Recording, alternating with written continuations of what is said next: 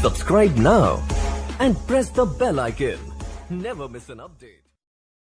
नमस्कार सभी साथियों को, सभी का स्वागत करता हूं इस YouTube चैनल पर जिसका नाम है स्टडी विद पीएन लोधा।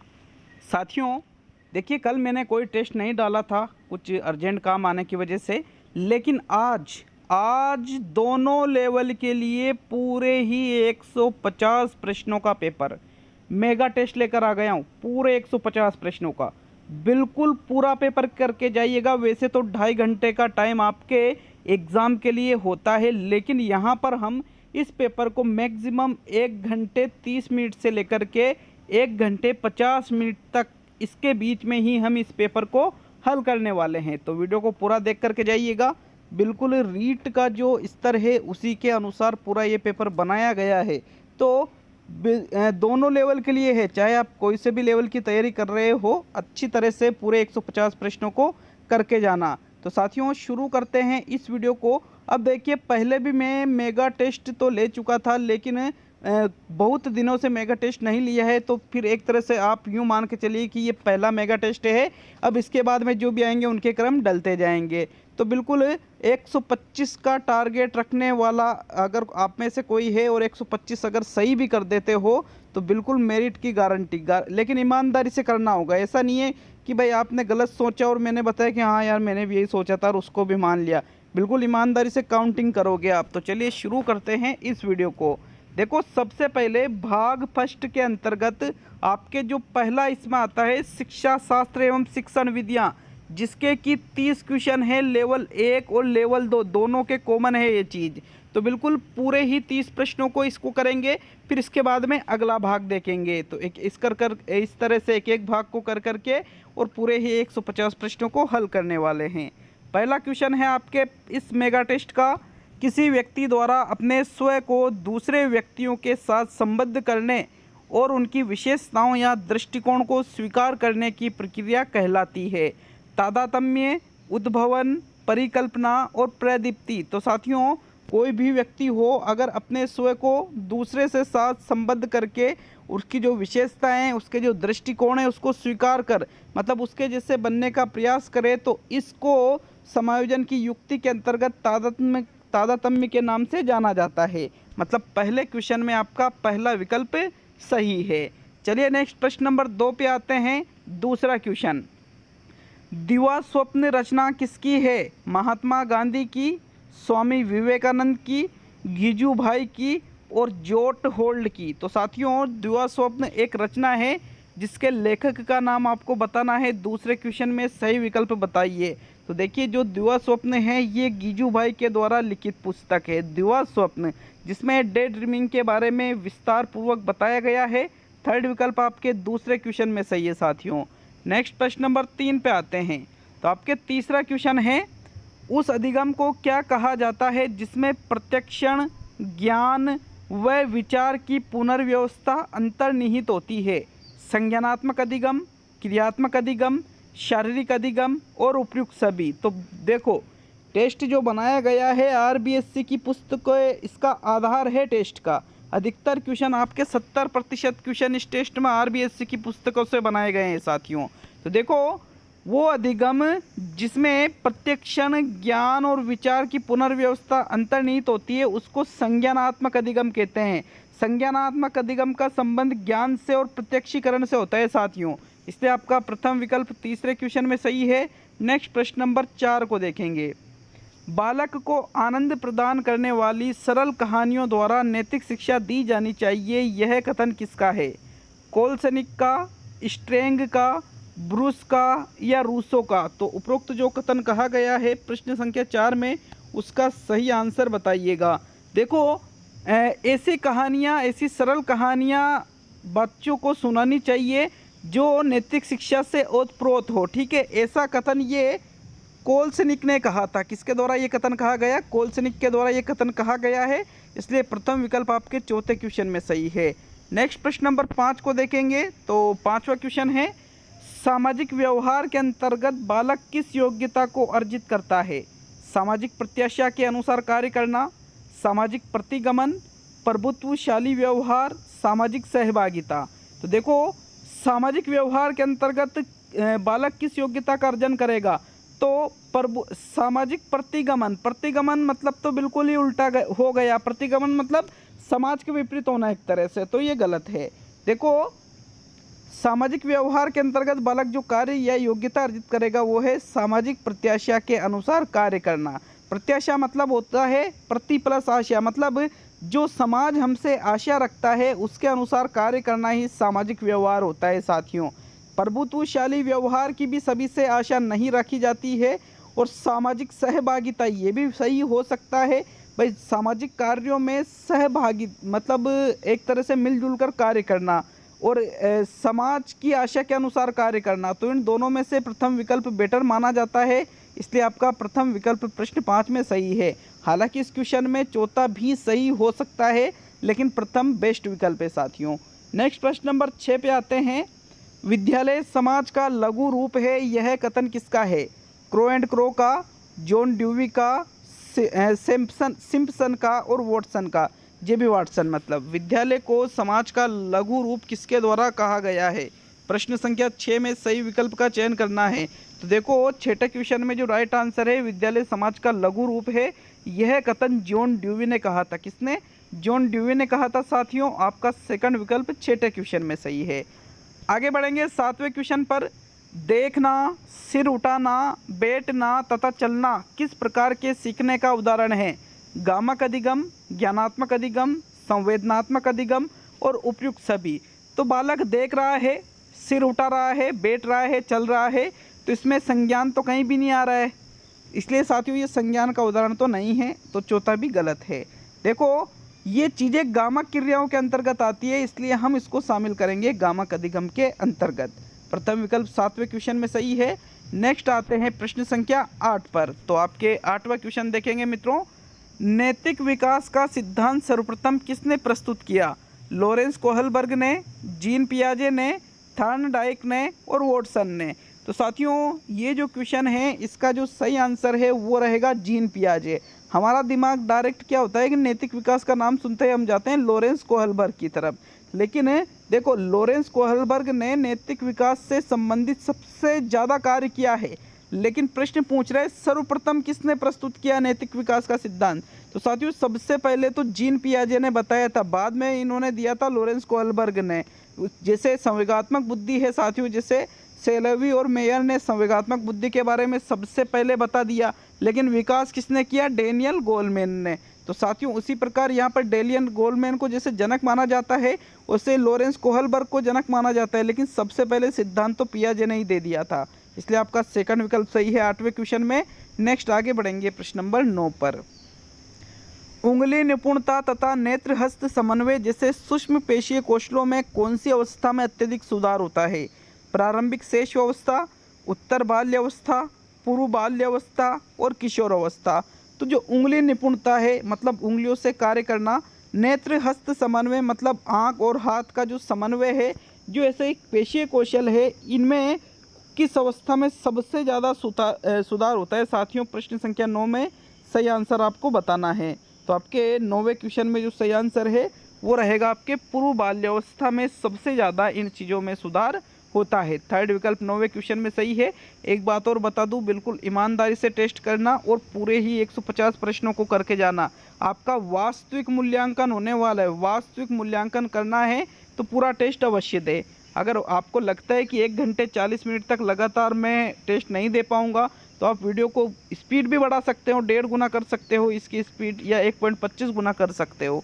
साथियों मनोमितिक उपागम के अनुसार बुद्धि अनेक प्रकार की योग्यताओं का एक समूह है, तर्कना की प्रक्रियाओं का वर्णन है, समस्या समाधान की प्रक्रिया है और चिंतन का एक प्रकार है। तो एक क्वेश्चन मैंने डाला था एक बार कि भाई निम्न में से कौन सा है, ऐसे कुछ क्वेश्चन था मनोमितिक उपागम से संबंधित। तो एक स्टूडेंट ने भी वहाँ पे कमेंट किया था कि सर मनोमितिक उपागम क्या होता है? तो आरबीएससी की बुक्स में अच्छी तरह से दे रखा है। देखो जो अनेक प्रकार की योग्यताओं का समूह है उसको ही मनोमितिक उपागम कहते हैं। विकल्प नंबर 1 सही है आपके 10वें क्वेश्चन में। नेक्स्ट प्रश्न संख्या 11। हस्तशिल्प की शिक्षा किसे दी जानी चाहिए?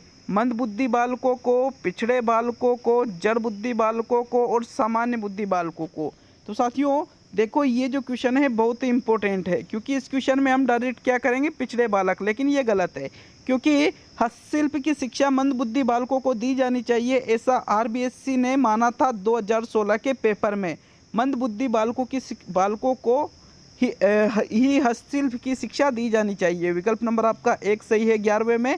देखो भाई, माध्यमिक शिक्षा बोर्ड ने लेवल 2 में ये क्वेश्चन दिया था और राइट आंसर फाइनल आंसर की में भी मंदबुद्धि ही माना है, तो आपको यही याद रखना है साथियों। प्रथम विकल्प 11वें क्वेश्चन में सही है। हालांकि सीटेट में पिछड़े बालक माना था, लेकिन अपन सीटेट नहीं रीड दे रहे, इसलिए प्रथम विकल्प सही माना जाएगा। नेक्स्ट प्रश्न नंबर 12 पे आते हैं। बच्चों में चिंतन क्षमता विकसित करने में अधिगम का कौन सा सिद्धांत उपयोगी है? संप्रयोजनवाद सिद्धांत, गेस्टाल्टवादी सिद्धांत, स्किनर का क्रिया प्रसूत सिद्धांत और हल का पुनर्बलन। तो साथियों देखो, यहाँ पर चिंतन क्षमता विकसित करना है यदि बच्चों में, तो कौन सा सिद्धांत उपयोगी रहेगा? 12वें क्वेश्चन में राइट आंसर है इसके लिए गेस्टाल्टवादी सिद्धांत उपयोगी रहेगा, क्योंकि गेस्टाल्टवादी सिद्धांत में क्या होता है, कुछ भी नहीं किया जाता है, सिर्फ और सिर्फ चिंतन किया जाता है, सोचा जाता है, और इसके अलावा कुछ भी, न तो कोई इनाम देंगे न कुछ करेंगे, कुछ भी नहीं करेंगे, ओनली यहाँ पर सूझ के लिए चिंतन किया जाता है। इसलिए आपका दूसरा विकल्प 12वें क्वेश्चन में सही है। नेक्स्ट आगे बढ़ेंगे प्रश्न नंबर 13 पर। तो 13वां क्वेश्चन, निम्न में से कौन सा कथन अधिगम के संबंध में सही है? सही है, ठीक है। बच्चों द्वारा की गई त्रुटियों से संकेत मिलता है कि किसी प्रकार का अधिगम नहीं हुआ है। अधिगम ऐसे वातावरण में भी प्रभावी होता है जो शिक्षार्थियों के लिए भावनात्मक रूप से सकारात्मक और संतोषजनक है।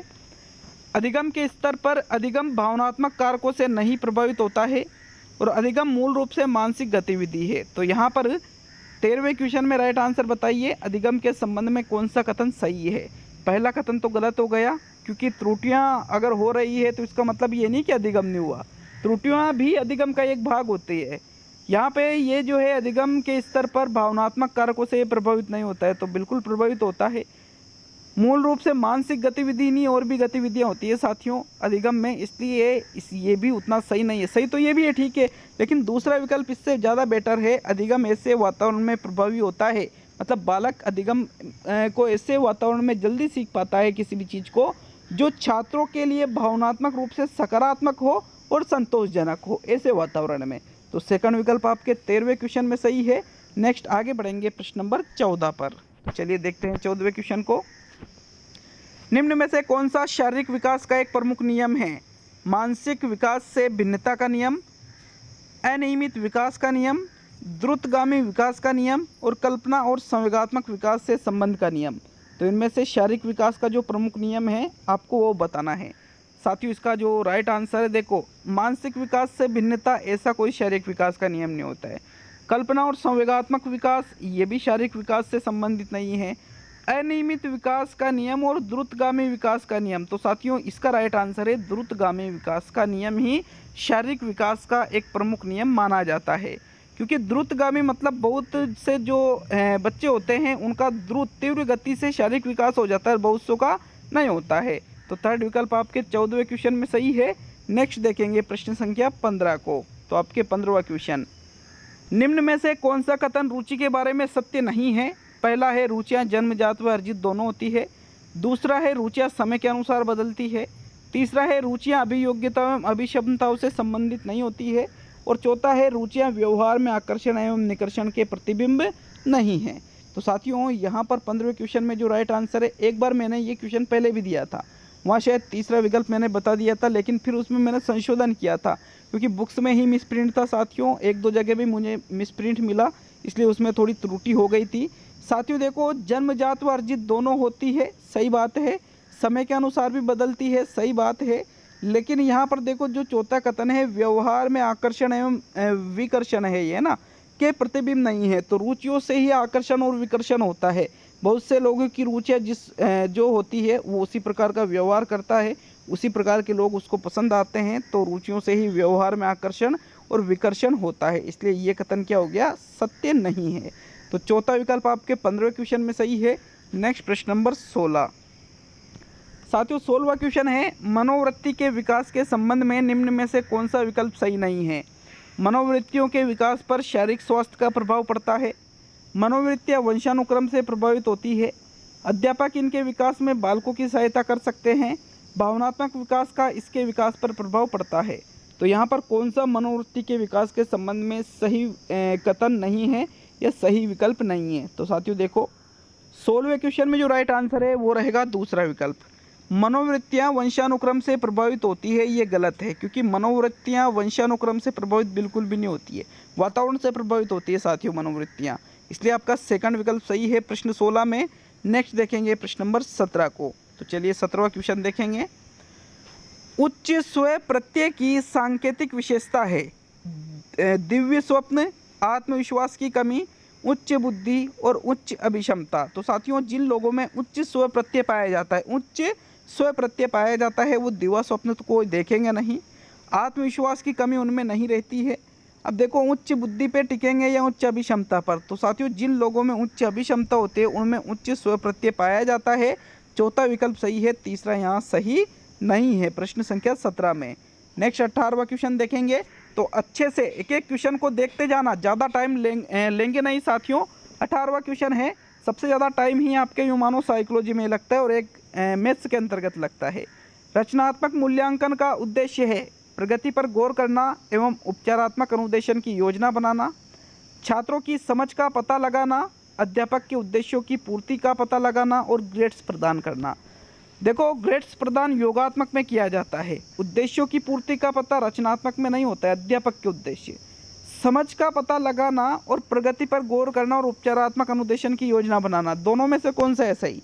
तो साथियों ज़्यादा बेटर विकल्प, ज़्यादा बड़ा विकल्प जो विकल्प होता है ज़्यादा बेटर, वो भी अधिकतर 90% वही होता है। यहाँ पर भी आपका प्रथम विकल्प सही है। रचनात्मक या निर्माणात्मक मूल्यांकन का मुख्य उद्देश्य है प्रगति पर गौर करना कि कितनी प्रगति छात्र कर रहे हैं और उपचारात्मक अनुदेशन की योजना भी बनाना। विकल्प नंबर आपका 1 सही है 18वें में। नेक्स्ट प्रश्न संख्या 19। RT 2009 में निर्दिष्ट किया गया है कि कक्षा 1 से 5 तक छात्र शिक्षक अनुपात होगा 30, 40, 45 और 50। तो छात्र और शिक्षक अनुपात आपको देखना है। देखो अगर आप यूँ सोचते हो कि 40 सही है तो आप गलत सोचते हो, क्योंकि 40 कब होता है सही, जब शिक्षक संख्या छात्र संख्या दे रखी होती 200 या 200 से अधिक, तब 40 एक होता। लेकिन साथियों एग्ज़ाम में अगर इस प्रकार से प्रश्न बनता है, डायरेक्टली शिक्षक छात्र अनुपात पूछ लिया जाए तो 30:1 होता है मित्रों, 30:1, 30 छात्रों पर एक शिक्षक। ठीक है, RT 2009 में कक्षा 1 से 5 के अंतर्गत। प्रथम विकल्प 19वें क्वेश्चन में सही है। नेक्स्ट देखेंगे प्रश्न नंबर 20 को। जब एक व्यक्ति कहता है कि राम में अध्यापन के लिए अभिक्षमता है, तो इसका अर्थ क्या है। राम अध्यापन की योग्यता रखता है, राम अध्यापन में कुशलता अर्जित करने की योग्यता रखता है, राम अध्यापन में उच्च रुचि रखता है और राम अध्यापन को नापसंद करता है। तो 20वें क्वेश्चन का आपको सही आंसर देना है। कोई व्यक्ति कह रहा है कि भाई राम में अध्यापन के लिए अभिक्षमता है, तो इसका सही अर्थ क्या होगा साथियों। प्रश्न संख्या 20 में सही विकल्प का चयन कीजिए। देखो अभिक्षमता रखता है को इसका सीधा सा मतलब है कि वो अध्यापन में कुशलता अर्जित करने की योग्यता रखता है। यहाँ आपका सेकंड विकल्प सही है प्रश्न संख्या 20 में। नेक्स्ट देखेंगे प्रश्न नंबर 21 को। तो चलिए 21वां क्वेश्चन। बुद्धि का तरल मोजेक मॉडल किसने दिया। केटल, गिलफोर्ड, थ्रस्टन और स्पीयरमैन। तो साथियों तरल मोजेक मॉडल बुद्धि का किसके द्वारा प्रस्तुत किया गया। तरल मोजेक मॉडल स्पीयरमैन ने तो द्विकारक और एक तो द्विकारक का सिद्धांत दिया था बुद्धि का, एक त्रिकारक का सिद्धांत दिया था। गिलफोर्ड ने संक्रिया उत्पाद का दिया था साथियों, और यहाँ पर तरल मोजेक मॉडल दिया गया था RB केटल के द्वारा, रेमंड केटल के द्वारा। विकल्प नंबर आपका 1 सही है 21वें में। नेक्स्ट 22वां क्वेश्चन। क्रोध पर नियंत्रण पाने हेतु बालकों को अभ्यास करना चाहिए, आत्म चेतना का अभ्यास कराना चाहिए लिखा था, है ना। आत्म प्रेरणा का, आत्म नियंत्रण का और आत्म अनुभूति का। तो साथियों कई जगह इसका जो आंसर है वो आत्म चेतना भी होता है, लेकिन वो गलत है। आत्म अनुभूति नहीं बल्कि आत्म नियंत्रण का उनको अभ्यास कराना चाहिए, क्योंकि क्रोध क्या है, एक संवेग है साथियों। ठीक है, जब क्रोध संवेग हमारे शरीर में जन्म लेता है, हमारे माइंड पे हावी होता है, तो हम उसको कंट्रोल करने के लिए आत्म नियंत्रण, अगर हम खुद पर कंट्रोल रखेंगे तो बिल्कुल क्रोध पर भी कंट्रोल रख सकेंगे। थर्ड विकल्प आपके 22वें क्वेश्चन में सही है।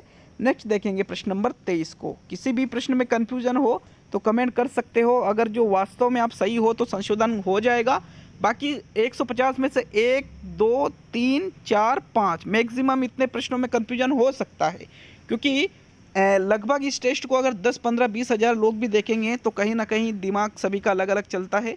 तो हो सकता है आपके माइंड में जाने कैसे आप सोच लो उस क्वेश्चन के बारे में और आपको कन्फ्यूजन हो जाए। बुद्धि लब्धि सूत्र का सर्वप्रथम प्रयोग किस बुद्धि परीक्षण में किया गया? व्यक्तिगत शाब्दिक बुद्धि परीक्षण, व्यक्तिगत अशाब्दिक बुद्धि परीक्षण, सामूहिक शाब्दिक बुद्धि परीक्षण और सामूहिक अशाब्दिक बुद्धि परीक्षण। तो साथियों, जो बुद्धि लब्धि सूत्र है वो किसके द्वारा दिया गया था, आपको पहले ये पता होना चाहिए। बुद्धि लब्धि सूत्र यहाँ पर विलियम स्टर्न के द्वारा दिया गया था, मानसिक आयु बटे वास्तविक आयु। इसके पहले बिने ने एक तत्व का सिद्धांत दिया था। तो साथियों, उस सिद्धांत में ही यहाँ पर बाद में इस बुद्धि लब्धि सूत्र का प्रयोग हुआ था, जो कि एक व्यक्तिगत शाब्दिक बुद्धि परीक्षण है। तो आपका प्रथम विकल्प 23वें क्वेश्चन में सही है। नेक्स्ट आगे बढ़ेंगे प्रश्न नंबर 24 पर। तो चलिए 24वां क्वेश्चन देखते हैं। आपके 24वां क्वेश्चन है, राष्ट्रीय पाठ्यचर्या रूपरेखा 2005 में निम्न में से किस परीक्षा संबंधी सुधारों को सुझाया गया है? कक्षा 10 की परीक्षा ऐच्छिक हो, विद्यालय शिक्षा की विभिन्न अवस्थाओं पर राज्य स्तरीय परीक्षा संचालन हो, प्रतियोगी प्रवेश परीक्षाओं को ऐच्छिक किया जाए और उपयुक्त सभी। तो साथियों, एनसीएफ 2005 में ये थोड़ी कहा गया था कि प्रतियोगी परीक्षाओं को भी ऐच्छिक करेंगे, कि भाई जैसे मान लो प्रतियोगी परीक्षा डीएलएड का पेपर ऐच्छिक होता है क्या? नहीं, ऐसा तो नहीं होता है कि 2 मत दो आपका नंबर आ जाएगा, नहीं होता है साथियों, ये गलत है। तो ये गलत है। विद्यालय शिक्षा की विभिन्न अवस्थाओं पर राज्य स्तरीय परीक्षा नहीं, विभिन्न मतलब सभी अवस्थाओं पर, ये भी गलत है। बल्कि इन्होंने कहा था कि जो कक्षा 10 की जो परीक्षाएं हैं, माध्यमिक मतलब शिक्षा बोर्ड राजस्थान जो परीक्षा लेता है या अन्य स्टेट में भी जो परीक्षाएं ली जाती है, तो साथियों वहाँ पर वो कक्षा 10 की परीक्षा बोर्ड जो होती है उसको ऐच्छिक किया जाए, चाहे तो छात्र बोर्ड दे चाहे नहीं दे। देखो वर्तमान में ऐसा होता भी है, जो एनसीईआरटी होती है वहाँ पर 10वीं की परीक्षा को ऐच्छिक कर रखा है।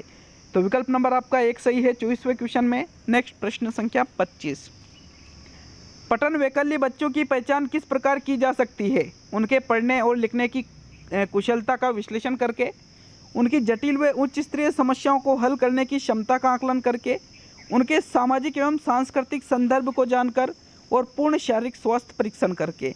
तो पठन वैकल्य का मतलब होता है डिसलेक्सिया। साथियों, डिसलेक्सिया की जांच आप स्वास्थ्य परीक्षण से थोड़ी कर सकते हो, सामाजिक और सांदर्भिक संदर्भ को जानकर भी नहीं कर सकते हो, न ही जटिल और उच्च स्तरीय समस्याओं को हल करने की क्षमता का आकलन करके। बल्कि पठन वैकल्य है डिसलेक्सिया, पठन संबंधी जो विकार है, तो पढ़ने और लिखने की कुशलताओं का विश्लेषण करके आप आसानी से पता लगा सकते हो कि बालक में डिसलेक्सिया है या नहीं है। विकल्प नंबर 1 सही है 25वें में। नेक्स्ट 26वां क्वेश्चन, SITE कब शुरू किया गया? 1 अगस्त 1975, 9 नवंबर 1980, 20 जून 1975 और 4 जुलाई 1980। तो साथियों लिख लेना इस क्वेश्चन को, बहुत ही इंपॉर्टेंट क्वेश्चन है। SITE कब शुरू किया गया था? प्रश्न संख्या 26 में सही आंसर देना है। देखो SIT की शुरुआत 1 अगस्त 1975 को की गई थी साथियों। विकल्प नंबर आपका 1 सही है प्रश्न 26 में। नेक्स्ट देखेंगे प्रश्न नंबर 27 को। 27वां क्वेश्चन है, ICT सह शिक्षण विधा प्रयुक्त करने पर अध्यापक की आवश्यकता नहीं होगी, अध्यापक पर कार्यभार अत्यधिक हो जाएगा, अध्यापक की भूमिका सुविधा प्रदाता के रूप में रहेगी और अध्यापक की भूमिका केंद्रीय हो जाएगी। तो साथियों ICT सह शिक्षण विधा प्रयुक्त यदि आप करते हो तो उसमें क्या होता है, ऐसा नहीं है कि भाई आवश्यकता अध्यापक ही की आवश्यकता ही नहीं होगी तो फिर सरकारी भर्तियां भी नहीं खुलेगी, ठीक है, टीचर भी नहीं बनेंगे, फिर ये गलत है। कार्यभार ज़्यादा नहीं बढ़ता है साथियों ICT में, बल्कि इसमें क्या होता है, जो अध्यापक है उसकी भूमिका सुविधा प्रदाता के रूप में हो जाती है, जैसे पर्यवेक्षित अध्ययन विधि होती है ना, उसी प्रकार से। तो यह थर्ड विकल्प आपके 27वें क्वेश्चन में सही है। नेक्स्ट प्रश्न संख्या 28, संवेगात्मक बुद्धि बुद्धि लब्धि से अधिक महत्वपूर्ण क्यों, यह पुस्तक किसने लिखी थी? पीटर साल्वे ने, जॉन मेयर ने, डेनियल गोलमैन ने और अल्फ्रेड बिने ने। तो मित्रों ये जो पुस्तक लिखी गई थी संवेगात्मक बुद्धि बुद्धि लब्धि से अधिक महत्वपूर्ण क्यों, ये पुस्तक डेनियल गोलमैन के द्वारा लिखी गई थी, जिसमें इन्होंने संवेगात्मक बुद्धि के बारे में विस्तार पूर्वक वर्णन किया था। अतः इनको सर्वाधिक विकास भी इन्होंने संवेगात्मक बुद्धि का किया, इसलिए इनको संवेगात्मक बुद्धि का जनक भी कहते हैं। जबकि संवेगात्मक बुद्धि के बारे में सबसे पहले पीटर साल्वे और जॉन मेयर के द्वारा बताया गया था। यहाँ थर्ड विकल्प 28वें क्वेश्चन में सही है। नेक्स्ट देखेंगे प्रश्न नंबर 29 को। तो आपके 29वां क्वेश्चन है, बाल्यावस्था में सामाजिक विकास के रूप में मुख्य है सामाजिक चेतना का यथेष्ट विकास करना, बालक बालिकाओं में साथ रहने की प्रवृत्ति, अपनी अवस्था के गिरोह से अलग रहना और बाल्यावस्था की अंतिम अवस्था में माता पिता में स्वास्थ्य सामंजस्य। तो यदि बालक अपनी अवस्था के गिरोह से ही अलग रहेगा तो सामाजिक विकास नहीं हो पाएगा, बल्कि सामाजिक विकास के रूप में देखो बाल्य अवस्था में क्या होता है, समलिंगी आकर्षण पाया जाता है। समलिंगी मतलब लड़के लड़कों के समूह में और लड़कियां लड़कियों के समूह में रहना पसंद करते हैं। तो इसमें क्या होता है साथियों, लड़के और लड़कियां आपस में घुल मिल कर खेल भी कहीं खेलते हैं, इसलिए बालक व बालिकाओं में साथ रहने की प्रवृत्ति जो होती है भाई, बालक और बालिकाएं बालिकाओं के साथ में और बालक बालकों के साथ में, हालांकि साथ साथ भी खेलते हैं, तो सामाजिक विकास के रूप में मुख्य है, उनमें साथ रहने की प्रवृत्ति से ही सर्वाधिक सामाजिक विकास होगा।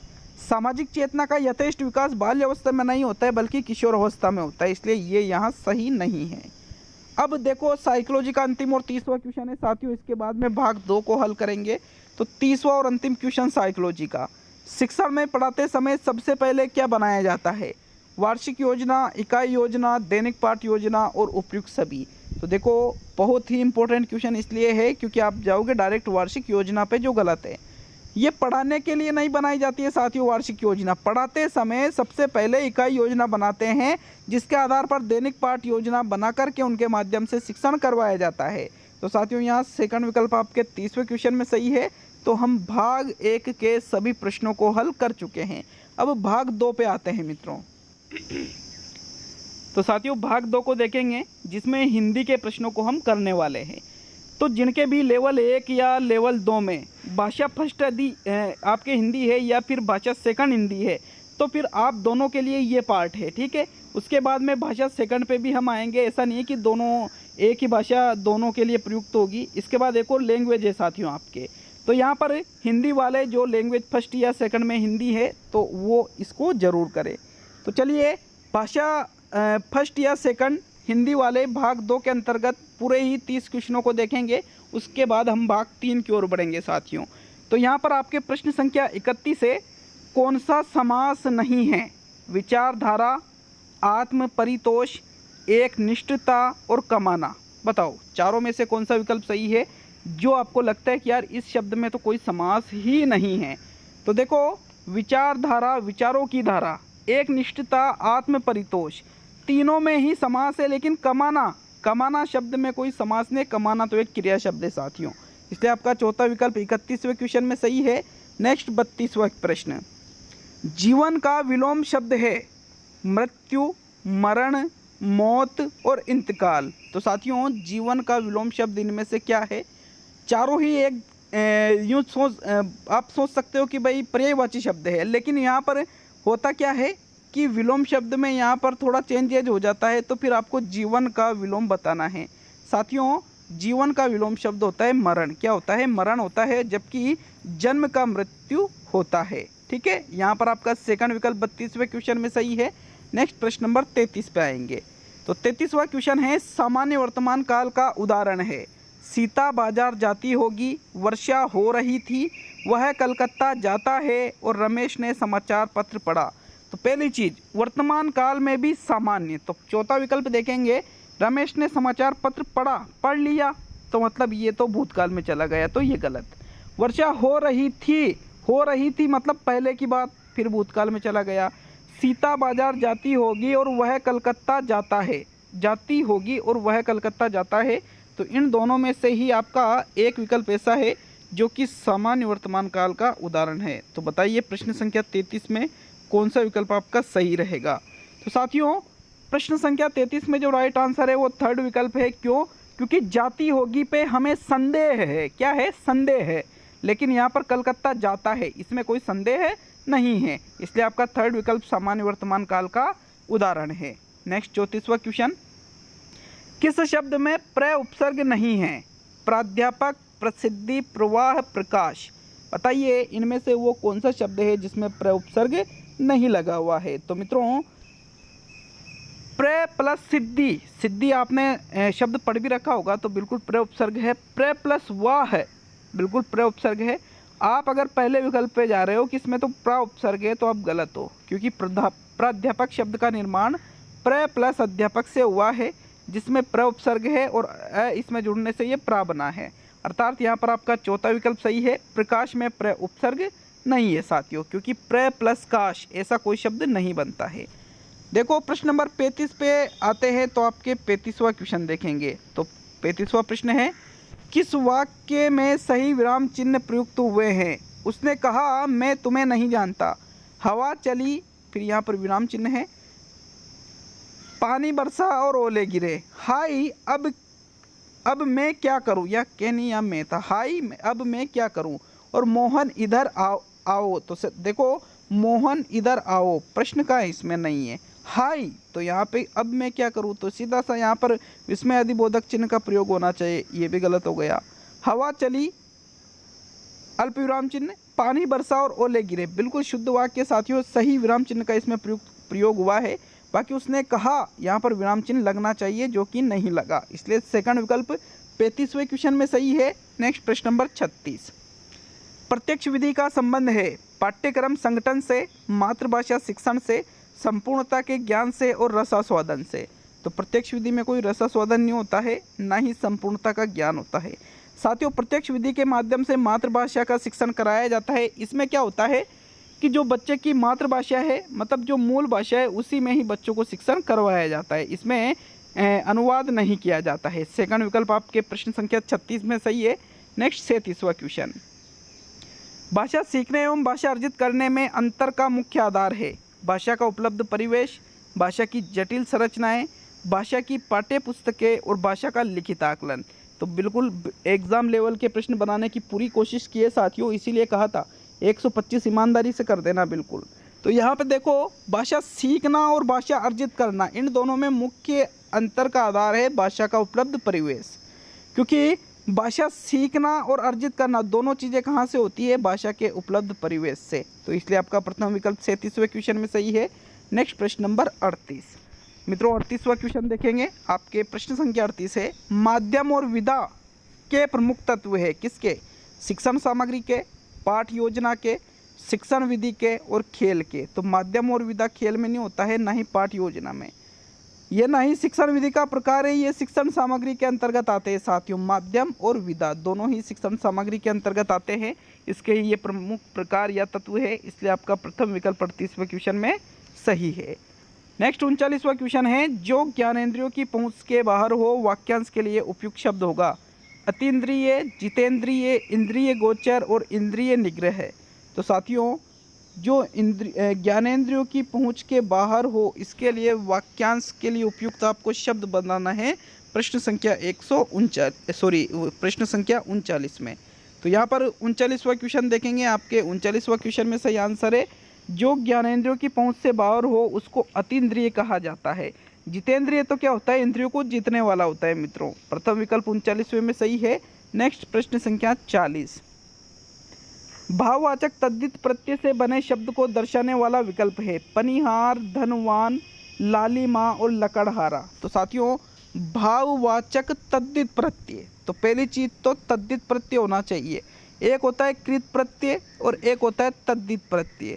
कृत प्रत्यय धातुओं के अंत में लगता है, ठीक है। किन के अंत में लगता है? धातुओं के अंत में जो प्रत्यय लगते हैं वो होते हैं कृत प्रत्यय, जबकि संज्ञा सर्वनाम धातु या क्रिया के अंत में, धातु या क्रिया के अंत में लगता है ये, ठीक है। जबकि तद्धित प्रत्यय संज्ञा सर्वनाम और विशेषण के अंत में लगते हैं। तो साथियों धन, लकड़हारा लकड़ी, पनिहार पानी और लालिमा लाल। तो साथियों यहाँ पर चारों ही तद्धित प्रत्यय के उदाहरण हैं, लेकिन साथियों यहाँ देखिएगा जो लालिमा शब्द है ये भाववाचक है, क्योंकि भाववाचक कैसे है? लाल शब्द यहाँ पर मूल रूप से है एक संज्ञा शब्द है, इसमें इमा प्रत्यय लगने पर यह शब्द बन जाता है लालिमा, इमा प्रत्यय लगने पर। तो शब्द ये एक भाववाचक के अंतर्गत आएगा, क्योंकि इसमें लालिमा में भाव का हमें बोध हो रहा है, बाकी पनिहार, धनवाल, नकलड़ा यहाँ पर इनमें भाव का बोध नहीं हो रहा है, इसलिए थर्ड विकल्प 40वें में सही है। नेक्स्ट प्रश्न नंबर 41, निम्न में से किस शब्द की संधि गलत है? सत प्लस मार्ग सदमार्ग, सत प्लस गति सदगति, सत प्लस धर्म सद्धर्म और सत प्लस शास्त्र सत्शास्त्र। तो साथियों देखो, सत प्लस मार्ग सदमार्ग नहीं होता है, बल्कि सत प्लस मार्ग होता है सन्मार्ग। क्या होता है? सन्मार्ग होता है। न नल का आना चाहिए, यहाँ पर न नल का नहीं आ रहा है, द दवात का आ रहा है साथियों, इसलिए ये संधि की दृष्टि से गलत है। आपका प्रथम विकल्प 41वें क्वेश्चन में राइट रहेगा, बाकी तीनों तो बिल्कुल शुद्ध है। नेक्स्ट 42वां प्रश्न, किस वाक्य में संबंधवाचक सर्वनाम है? मैं अपना काम स्वयं करता हूँ, कोई कुछ भी कहे हमें क्या, जिसे भी देखता हूँ वही व्यस्त है और वह स्वतः संभल जाएगा। तो साथियों, मैं अपना काम स्वयं करता हूँ ये एक निजवाचक है, वह स्वतः संभल जाएगा ये निजवाचक है। जो कुछ भी कहे हमें क्या, इसमें कोई संबंध नहीं है साथियों, संबंधवाचक है। जिसे भी देखता हूँ वही व्यस्त है, जिसे वही मिल रहा है ना आपस में, क्योंकि जिसे भी देखता हूँ वही व्यस्त है, यहाँ पर संबंध बताया जा रहा है। तो साथियों यहाँ पर तीसरा विकल्प सही है 42वें में। नेक्स्ट प्रश्न नंबर 43, दो विपरीतार्थक शब्दों के बीच किस चिन्ह का प्रयोग होता है? योजक चिन्ह का, विस्मयादि बोधक चिन्ह का, अल्प विराम का और अर्धविराम का। तो जहाँ पर हमें आश्चर्य, घृणा, बोध, प्रेम ऐसा भाव उत्पन्न हो आश्चर्य वाला, वहाँ विस्मयादि बोधक लगता है। अल्प विराम और अर्धविराम वहाँ नहीं लगते हैं जहाँ विपरीतार्थक हो। जहाँ दो विपरीतार्थक शब्द हो वहाँ तो योजक चिन्ह लगता है, जैसे माता, ये चिन्ह लगा पिता, तो ये क्या है? योजक चिन्ह है साथियों, जो कि विपरीतार्थक शब्दों के बीच में लगाया जाता है। तो आपके प्रथम विकल्प प्रश्न 43 में सही है। नेक्स्ट प्रश्न नंबर 44, इकाई योजना का पद नहीं है, उप विभागों के उद्देश्य निर्धारित करना, प्रस्तावना प्रश्न लिखना, शिक्षक शिक्षार्थी क्रियाएं निश्चित करना और संपूर्ण इकाई को उप विभागों में बांटना। तो मित्रों, इकाई योजना में देखो, जो संपूर्ण इकाई है इसको अलग अलग भागों में भी बांट दिया जाता है, प्रस्तावना प्रश्न इसमें भी लिखे जाते हैं, उप विभागों के उद्देश्य में निर्धारित किए जाते हैं, लेकिन शिक्षक और शिक्षार्थी क्रिया इसमें निश्चित नहीं की जाती है, इसलिए आपका जो थर्ड विकल्प है ये इकाई योजना के पदों में नहीं आता है। नेक्स्ट आगे बढ़ेंगे प्रश्न संख्या 45 पर। तो 45वां क्वेश्चन, उच्च प्राथमिक स्तर पर हिंदी सीखने सिखाने की प्रक्रिया में किसकी महत्वपूर्ण भूमिका नहीं है? अभ्यास पत्रक, प्रश्न पत्र, संचार माध्यम और पाठ्य पुस्तक। तो पाठ्य पुस्तक भी हमें हिंदी हमें सिखाती है साथियों, हम वहाँ से हिंदी सीखते हैं, संचार माध्यम से भी सीखते हैं, अभ्यास पत्रक से भी सीखते हैं, लेकिन प्रश्न पत्र से थोड़ी सीखते हैं। प्रश्न पत्र से तो क्या होता है? मूल्यांकन किया जाता है। क्या किया जाता है? मूल्यांकन। इसलिए आपका सेकंड विकल्प 45वें में सही है। नेक्स्ट प्रश्न नंबर 46, भाषा में पोर्टफोलियो हो सकता है, प्रपत्रों का आकर्षक संग्रह है, परियोजना कार्य का संगठित संग्रह है, प्रश्न अनुसार लिखित उत्तरों का संग्रह है और प्रपत्रों का संगठित और क्रमबद्ध संग्रह है। तो साथियों, पोर्टफोलियो एक फाइल होती है जो बच्चों की कक्षा 1 से 5 तक बनाई जाती है, जिसमें बच्चे का जो क्रमिक प्रगति का जो रिकॉर्ड है उसमें रखा जाता है साथियों। तो ये जो पोर्टफोलियो है ये प्रपत्रों का संगठित और क्रमबद्ध संग्रह होता है। चौथा विकल्प 46वें क्वेश्चन में सही है। नेक्स्ट प्रश्न नंबर 47, सभी भाषाई कुशलताएं एक दूसरे से अलग है, एक दूसरे से बढ़कर है, एक दूसरे को प्रभावित नहीं करती है और एक दूसरे से संबद्ध है। तो देखो, एक दूसरे से बढ़कर है या अलग है ये गलत है, प्रभावित भी करती है साथियों, इसलिए ये भी गलत है, और एक दूसरे से संबद्ध है ये कथन पूर्ण रूप से सत्य है। सभी भाषाई कुशलता एक दूसरे से संबंधित होती है। चौथा विकल्प आपके 47वें क्वेश्चन में सही है। नेक्स्ट बढ़ेंगे प्रश्न नंबर 48 पर। तो 48वां क्वेश्चन, निम्न में से मिश्र वाक्य का चयन कीजिए। हाथी के दांत खाने के और दिखाने के और होते हैं। मेरा बड़ा भाई पंकज पेशे से वकील है, यदि भाग्य में लिखा है वह तो होकर रहेगा, और सब काम सोच समझकर करना चाहिए। तो सब काम सोच समझकर करना चाहिए, ये एक सरल वाक्य है। मेरा बड़ा भाई पंकज पेशे से वकील है, ये भी एक सरल वाक्य है।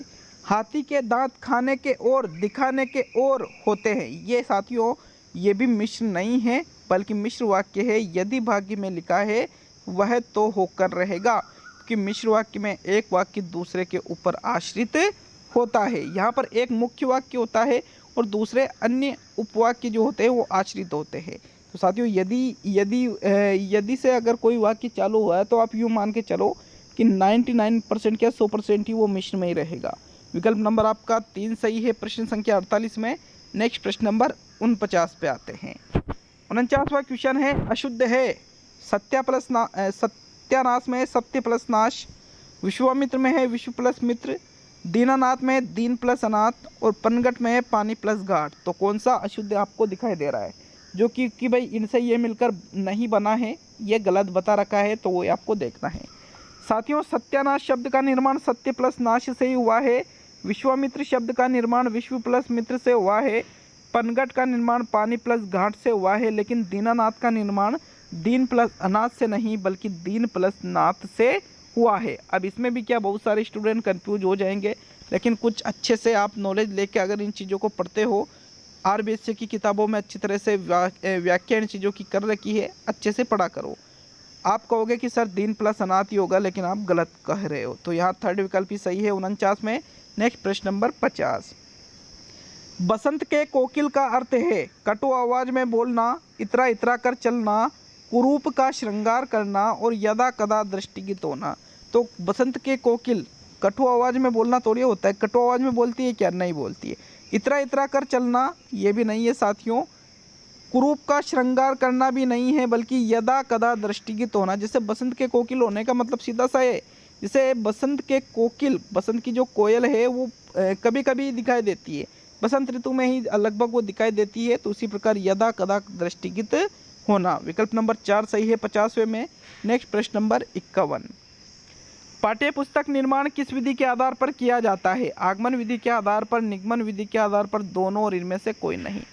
अब ये जो प्रश्न है इसमें आप कहोगे कि सर इसमें दोनों सही है, तो आप गलत है, क्योंकि पाठ्य पुस्तक का जो निर्माण है वो निगमन विधि के आधार पर किया जाता है, जबकि किया जाना चाहिए आगमन विधि के आधार पर। लेकिन वर्तमान में ऐसा नहीं होता है, क्योंकि पहले क्या होता है, हमें नियम बता दिए जाते हैं पाठ्य पुस्तक में और फिर उन नियमों को हमें रटना पड़ता है, तब जाके हम समस्याओं को हल कर पाते हैं, और ऐसा होता है निगमन विधि में। तो साथियों, अगर प्रश्न आए पाठ्य पुस्तक का निर्माण किस विधि के आधार पर किया जाता है, तो निगमन, और किस विधि के आधार पर किया जाना चाहिए तो आगमन। ठीक है, यहाँ पर आपका सेकंड विकल्प 51वें में सही है। नेक्स्ट प्रश्न नंबर 52।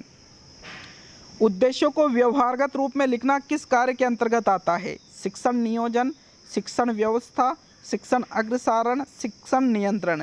तो साथियों, उद्देश्यों को जब आप व्यवहारगत रूप में लिखते हो, जैसे ज्ञानात्मक, भावात्मक, क्रियात्मक, रुचात्मक, कौशलात्मक, अभिवृत्त्यात्मक, इनमें जो व्यवहारगत परिवर्तन भी लिखते हो, तो साथियों इसको शिक्षण नियोजन के अंतर्गत रखा जाता है। किसके अंतर्गत? शिक्षण नियोजन के अंतर्गत इसको रखा जाता है। प्रथम विकल्प 52वें क्वेश्चन में सही है। नेक्स्ट देखेंगे प्रश्न नंबर 53 को। दादा शब्द का बहुवचन होगा दादाओं, दादों, दादे, इनमें से कोई नहीं। तो साथियों, जो सम्मान सूचक शब्द होता है उनका बहुवचन नहीं बनता है, जिसमें दादा भी एक सम्मान सूचक शब्द है, अतः इसका भी बहुवचन नहीं होगा। चौथा विकल्प आपके 53वें क्वेश्चन में सही है मित्रों। प्रश्न नंबर 54 को देखेंगे।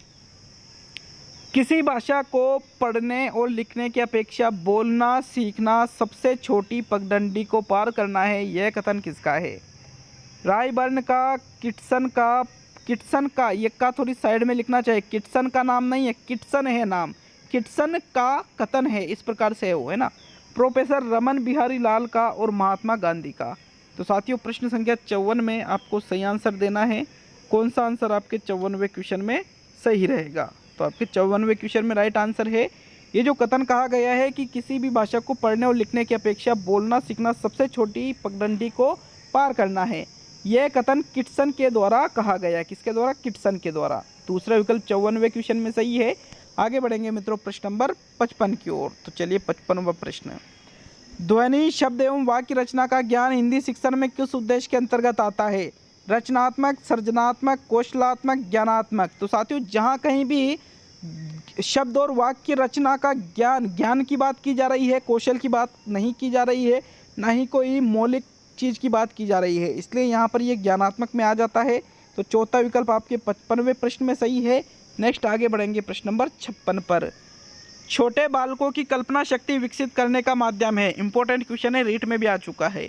महापुरुषों की जीवनियाँ, रसानुभूति कविताएं, पौराणिक कथाएं और परियों की कहानी। तो साथियों, इस क्वेश्चन का जो सही आंसर आरबीएससी ने माना था वो है आपके परियों की कहानियाँ, क्योंकि परियों की कहानियाँ पूर्ण रूप से एक तरह से यूँ मान सकते हो कि कल्पनाओं पर आधारित होती है, इसलिए कल्पना शक्ति विकसित करने का माध्यम ये सबसे बेस्ट है।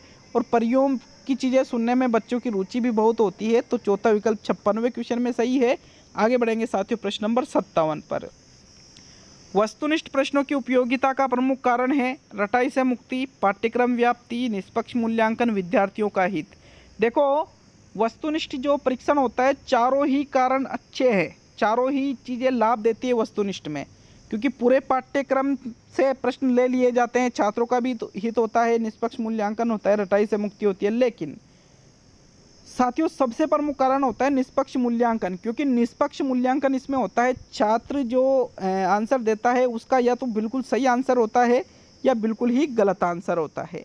यहाँ पर ऐसा नहीं होता है कि भाई 3 लाइनें लिखी है तो किसी को तो उन लाइनों में 1 नंबर दे दिया और किसी को 0 और किसी को 5 नंबर दे दिए, ऐसा इसमें नहीं होता है। थर्ड विकल्प 57वें क्वेश्चन में सही है। आगे प्रश्न नंबर 58 को देखेंगे। शिक्षण सहायक सामग्री का शिक्षक को क्या लाभ प्राप्त नहीं हुआ है? बालकों का ध्यान केंद्रित करने में यह सामग्री सहायक है। बालक चलचित्रों को देखते हैं तो शिक्षक को पढ़ाना ही नहीं पड़ता। इन उपकरणों की सहायता से शिक्षक अधिक संख्या के छात्रों की शंकाओं का समाधान एक साथ कर सकता है और विस्तृत पाठ्यक्रम को थोड़े समय में पढ़ा देने में यह उपकरण सहायक है। तो देखो जो शिक्षण सहायक सामग्री है उनसे क्या होता है, जो ज़्यादा बड़ा सिलेबस है उसको आप कम समय में भी पढ़ा देते हो इसकी सहायता से। साथियों ये तो इसका लाभ है। अब इसमें क्या है, यहाँ पर एक चीज़ है, दूसरा विकल्प बालक चलचित्रों को देखते हैं तो शिक्षक को पढ़ाना नहीं पड़ता है, ये गलत है। ऐसा नहीं है कि उन्होंने चलचित्र देख लिए तो फिर पढ़ाना ही नहीं पड़ेगा, पढ़ाना तो फिर भी पड़ेगा, ये कोई लाभ नहीं है साथियों। सेकंड विकल्प आपके 58वें क्वेश्चन में सही है। नेक्स्ट प्रश्न नंबर 59। तो भाषा अर्जन क्षमता किसके साथ संबंधित है? पियाजे के, चोम्स्की के, स्किनर के और ब्रूनर के। तो साथियों भाषा अर्जन का जो सिद्धांत है वो नोम चोम्स्की के द्वारा दिया गया है और भाषा अर्जन क्षमता इन्हीं के साथ संबंधित है। दूसरा विकल्प 59वें क्वेश्चन में सही है। और आज भाग 2 का लास्ट क्वेश्चन देखते हैं। सेकंड लास्ट तो हमने कर ही लिया है। अंतिम और 60वां क्वेश्चन है भाषा जो आपके फर्स्ट हिंदी थी उसका, भाग सेकंड के अंतर्गत। प्राथमिक स्तर पर भाषा सीखने सिखाने का अर्थ है आलंकारिक भाषा का प्रयोग, वर्णमाला सिखाना, भाषा का प्रभावी प्रयोग और साहित्य की रचना। तो साहित्य की रचना प्राथमिक स्तर पे थोड़ी करा सकते हो, ना ही आलंकारिक प्रयोग कर सकता है। ये दोनों गलत है साथियों, वर्णमाला सिखाना या भाषा का प्रभावी प्रयोग। तो साथियों राइट आंसर है तीसरा विकल्प, भाषा का प्रभावी प्रयोग। क्योंकि प्राथमिक स्तर पे सिर्फ यूँ नहीं है कि वर्णमाला तो कक्षा 1 में सीख जाता है बालक, 3 महीने में सीख जाता है। प्रभावी प्रयोग इसलिए आपका बेस्ट आंसर है साथियों तीसरे विकल्प में। तीसरा विकल्प सही है प्रश्न नंबर 60 में। तो हम भाग 2 को भी कर चुके हैं। अब बढ़ते हैं भाग 3 की ओर। पूरे ही प्रश्नों को करके जाना, ज़्यादा बड़ा टेस्ट बनेगा नहीं, यूँ नहीं कि 3 घंटे का टेस्ट बना, ज़्यादा से ज़्यादा 1.5 घंटे से लेकर के 1 घंटे 50 मिनट में पूरा पेपर करा दूंगा साथियों। तो चलिए बढ़ते हैं भाग 3 की ओर। तो साथियों हम तीसरे भाग पर आ चुके हैं। देखिए ये जो आपका तीसरा भाग है ये भाषा सेकंड है, ठीक है। भाषा फर्स्ट और सेकंड जिसके संस्कृत है उनके लिए है ये। भाषा फर्स्ट हो संस्कृत या सेकंड हो तो ये भाग 3 है साथियों। 60 प्रश्न हम कर चुके हैं और यहाँ पर हम संस्कृत के प्रश्न 61 से लेकर के 90 तक हल करने वाले हैं। तो पूरे ही 30 क्वेश्चन संस्कृत के भी आपको देखने को यहाँ पर मिल रहे हैं।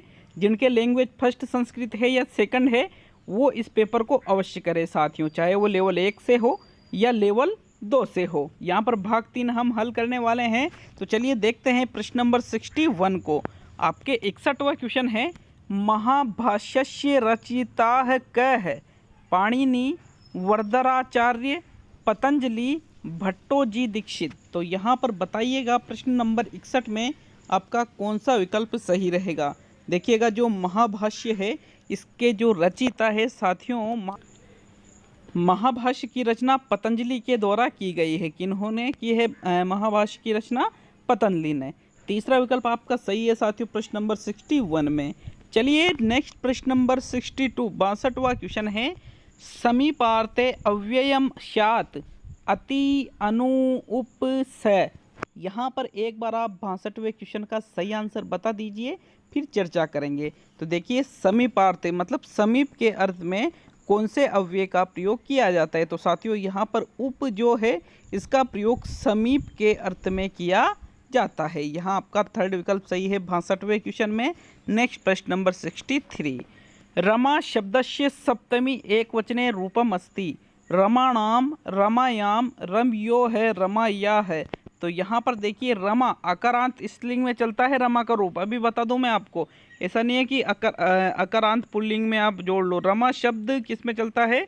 आकारांत स्त्रीलिंग में साथियों। तो इसका सप्तमी एक वचन रूप बताना है आपको प्रश्न नंबर 63 में। देखो प्रश्न नंबर 63 में आपका जो सही आंसर है, देखो रमा शब्द का सप्तमी एक वचन रूप बनता है रमायाम। क्या बनता है साथियों? रामायाम बनता है। तो सेकंड विकल्प आपके 63 क्वेश्चन में सही है। नेक्स्ट प्रश्न नंबर 64, वृक्ष से पत्ते गिरते हैं निम्नांकितेषु शुद्धम रूपम अस्ति। वृक्षात् पत्रम पतन्ति, वृक्षात् पत्राणि पतति, वृक्षात् पत्राणि पतन्ति, वृक्षस्य पत्रम पतत। तो साथियों वृक्ष से पत्ते गिरते हैं अलग होने के अर्थ में यहाँ पर बताइएगा शुद्ध वाक्य इसका कौन सा है, कौन सा रूप इसमें शुद्ध है। तो प्रश्न नंबर 64 में आपका जो सही आंसर है वृक्ष से पत्ते गिरते हैं, बहुत ही इम्पोर्टेंट है ये। डायरेक्टली एग्जाम में ये पूछा जाता है, कई बार पूछा गया है। वृक्षात् पत्राणि पतन्ति ये इसका शुद्ध रूप होता है साथियों। थर्ड विकल्प आपके 64वें क्वेश्चन में सही है। नेक्स्ट प्रश्न नंबर 65, दर्शनम इति पदे प्रत्यय अस्ति। ल्युट कत क्यप कत्वा। तो ये जो दर्शनम शब्द है इसमें कौन सा प्रत्यय लगा हुआ है? देखो कत तो होगा नहीं, त्वा बाद में आ नहीं रहा है तो कत्वा भी नहीं होगा, और यहाँ पर क्यप नहीं है। नम नम में साथियों ल्युट प्रत्यय का प्रयोग होता है। प्रथम विकल्प आपके 65 क्वेश्चन में सही है। नेक्स्ट देखते हैं प्रश्न नंबर 66 को। तो आपके 66वां क्वेश्चन, सेनापति राजा के साथ घूमता है, वाक्यस्य संस्कृत अनुवाद है करोति। इसका आपको संस्कृत में अनुवाद करना है। सेनापति है नृपाम सह भ्रमति, सेनापति है नृपेण सह भ्रमति, सेनापति है नृपाय सह भ्रमति, और सेनापति है नृपात सह भ्रमति। तो साथियों देखिए सेनापति राजा के साथ सह का योग में तृतीय विभक्ति का प्रयोग हो रहा है, अर्थात यहाँ पर तृतीय विभक्ति के रूप में क्या है? नृपेण है, अर्थात सेनापति नृपेण सह भ्रमति। यही आपका सही आंसर है प्रश्न नंबर 66 में। नेक्स्ट प्रश्न नंबर 67 पे आते हैं साथियों। तो चलिए देखते हैं 67वें प्रश्न को। इस बालिका को पढ़ना अच्छा लगता है, अस्य वाक्यस्य संस्कृता अनुवाद करोति। इमाम बालिकान पठनम रोचते, अस्याः बालिकायाः पठनम रोचते, एताम बालिकाम पठनम रोचते, अश्ये बालिकाये पठनम रोचते। तो साथियों प्रश्न नंबर 67 में इस बालिका को पढ़ना अच्छा लगता है, इसका संस्कृत में अनुवाद क्या होगा साथियों? देखिए इस बालिका को अश्ये बालिकाये बनेगा। क्या बनेगा? अश्ये बालिकाये पठनम रोचते, अर्थात इस बालिका को पढ़ना अच्छा लगता है। चौथा विकल्प 67 में आपका सही आंसर है। नेक्स्ट प्रश्न नंबर 68, विद्या ददाति रिक्तिस्थान सुक्ति उचित है पूरियत है, धनम बलम विनियम परोपकार है। तो साथियों ये जो सुक्ति है इसकी आपको पूर्ति करके सही आंसर देना है। सुक्ति है विद्या ददाति विनियम, विद्या विनय प्रदान करती है, अर्थात इसका तीसरा विकल्प बिल्कुल सही है साथियों प्रश्न नंबर 68 में। नेक्स्ट बढ़ेंगे प्रश्न नंबर 69 पर। लघु सिद्धांत कौमुदी रचना है किम आसीत? वरदाचार्य, भट्टोजी दीक्षित, भर्तृहरि और कात्यायन। तो बताइएगा लघु सिद्धांत कौमुदी की रचना इनमें से किसके द्वारा की गई है साथियों? देखिएगा प्रश्न नंबर 69 में राइट आंसर बताना है, तो जल्दी जल्दी बताइए इसका भी सही आंसर मित्रों। देखो लघु सिद्धांत कौमुदी रचना वरदाचार्य है आसीत है, मतलब लघु सिद्धांत कौमुदी की रचना वरदाचार्य ने की थी मित्रों। वहाँ पर आपका प्रथम विकल्प 69 में बिल्कुल सही है। नेक्स्ट आते हैं 70वें प्रश्न पर। भवत्युत्सव है अत्र संधि विच्छेद है करोति। भवती प्लस उत्सव है, भवती प्लस उत्सव, भवत्यु प्लस उत्सव है, भवती प्लस उत्सव है। तो साथियों यहाँ पर देखिए इसमें विसर्ग लगा हुआ है बाद में, तो यहाँ भी विसर्ग लगेगा, इसलिए ये गलत हो गया।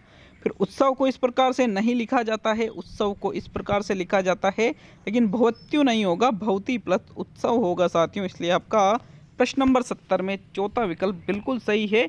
इसमें यण संधि हो रही है स्वर संधि के अंतर्गत। 70 में आपका चौथा विकल्प सही है। नेक्स्ट बढ़ेंगे मित्रों प्रश्न नंबर 71 पर। पुरुष सिंगे है पदे क समास है, तत्पुरुष है द्वंद्व है, द्विगु है क्रमधार्य है। तो साथियों पुरुष सिंगे पद में समास आपको बताना है। तो मित्रों पुरुष सिंह, यहाँ पर पुरुष की तुलना सिंह से की जा रही है, अर्थात जहाँ तुलना की जाती है वहाँ क्रमधारय समास होता है मित्रों। तो चौथा विकल्प आपके क्रमधारी है समास है यहाँ पर बिल्कुल सही है प्रश्न 71 में। नेक्स्ट प्रश्न नंबर 72। एक और चीज़ मैं बता दूं, संस्कृत के पेपर में होता क्या है, मैं इंग्लिश का भी प्रयोग करता हूं, संस्कृत का भी प्रयोग करता हूं और हिंदी का भी प्रयोग करता हूं। तो मतलब एक तरह से बहुत ही अलग टाइप की भाषा ये बन जाती है। प्रश्न नंबर 72। वयम जलम पश्याम है वाक्यस्य क्रमवाच्य अस्ति, अस्माभिः जलम पश्याम है, मया जलम पश्ये, अस्माभिः जलम दृश्यते, मया जलम दृश्यते। तो यहाँ पर वयम जलम पश्याम का आपको क्रमवाच्य बनाना है। इसका क्रमवाच्य क्या बनेगा प्रश्न नंबर 72 में। तो साथियों देखिए पश्चाम का दृश्यते बन जाता है, इसलिए यहाँ पहला और दूसरा विकल्प तो गलत हो जाता है। वयम का मया नहीं बनेगा बल्कि वयम का अस्माभिः बनेगा, अस्माभिः जलम दृश्यते। थर्ड विकल्प आपका सही है प्रश्न नंबर 72 में। क्लियर है, तीसरा विकल्प आपका सही है साथियों। नेक्स्ट आते हैं प्रश्न नंबर 73 पर। तो आपके प्रश्न नंबर 73 है लोक हिताय पर्यावरण रक्षणम अत्र चतुर्थी विभक्ति युक्त पदम अस्ति, लोक हिताय पर्यावरण रक्षणम। तो साथियों चतुर्थी विभक्ति में यहाँ पर हिताय शब्द आ रहा है। देखो चतुर्थी हिताय, आय शब्द लगभग यूँ मानो आप चतुर्थी के अंतर्गत ही आता है बाद में, ठीक है। दूसरा विकल्प आपका 73 में सही है। नेक्स्ट प्रश्न नंबर 74। वृक्षात कर्तनम पदे पदे वयम पश्यन्ति है शुद्धम अस्ति, इसका आपको शुद्ध रूप बताना है। वृक्षास्य कर्तनम पदे पदे वयम पश्याम है, वृक्षाणाम कर्तनम पदे पदे अहम पश्याम है, वृक्षाणाम कर्तनम पदे पदे वयम पश्चाम, वृक्षाणाम कर्तनम पदे पदे वयम पश्चाम है। तो साथियों यहाँ पर आपको ऐसा नहीं हो कि विकल्प एक जैसे मिल जाए, क्योंकि इसमें तो विसर्ग नहीं है, ठीक है। इन तीनों में विसर्ग है। यहाँ पर वयम है, यहाँ वयम है, यहाँ वयम है, लेकिन यहाँ क्या है, अहम है साथियों।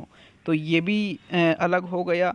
अब फिर देखिए वृक्षाणाम वृक्षाश्य, मतलब चारों ही विकल्प अलग अलग है। ऐसा नहीं है कि आपको लगता हो कि अरे यार चार सर ने तो डबल डबल एक जैसे विकल्प दे दिए, नहीं दिए साथियों। आप प्रश्न नंबर 74 में राइट आंसर दीजिए।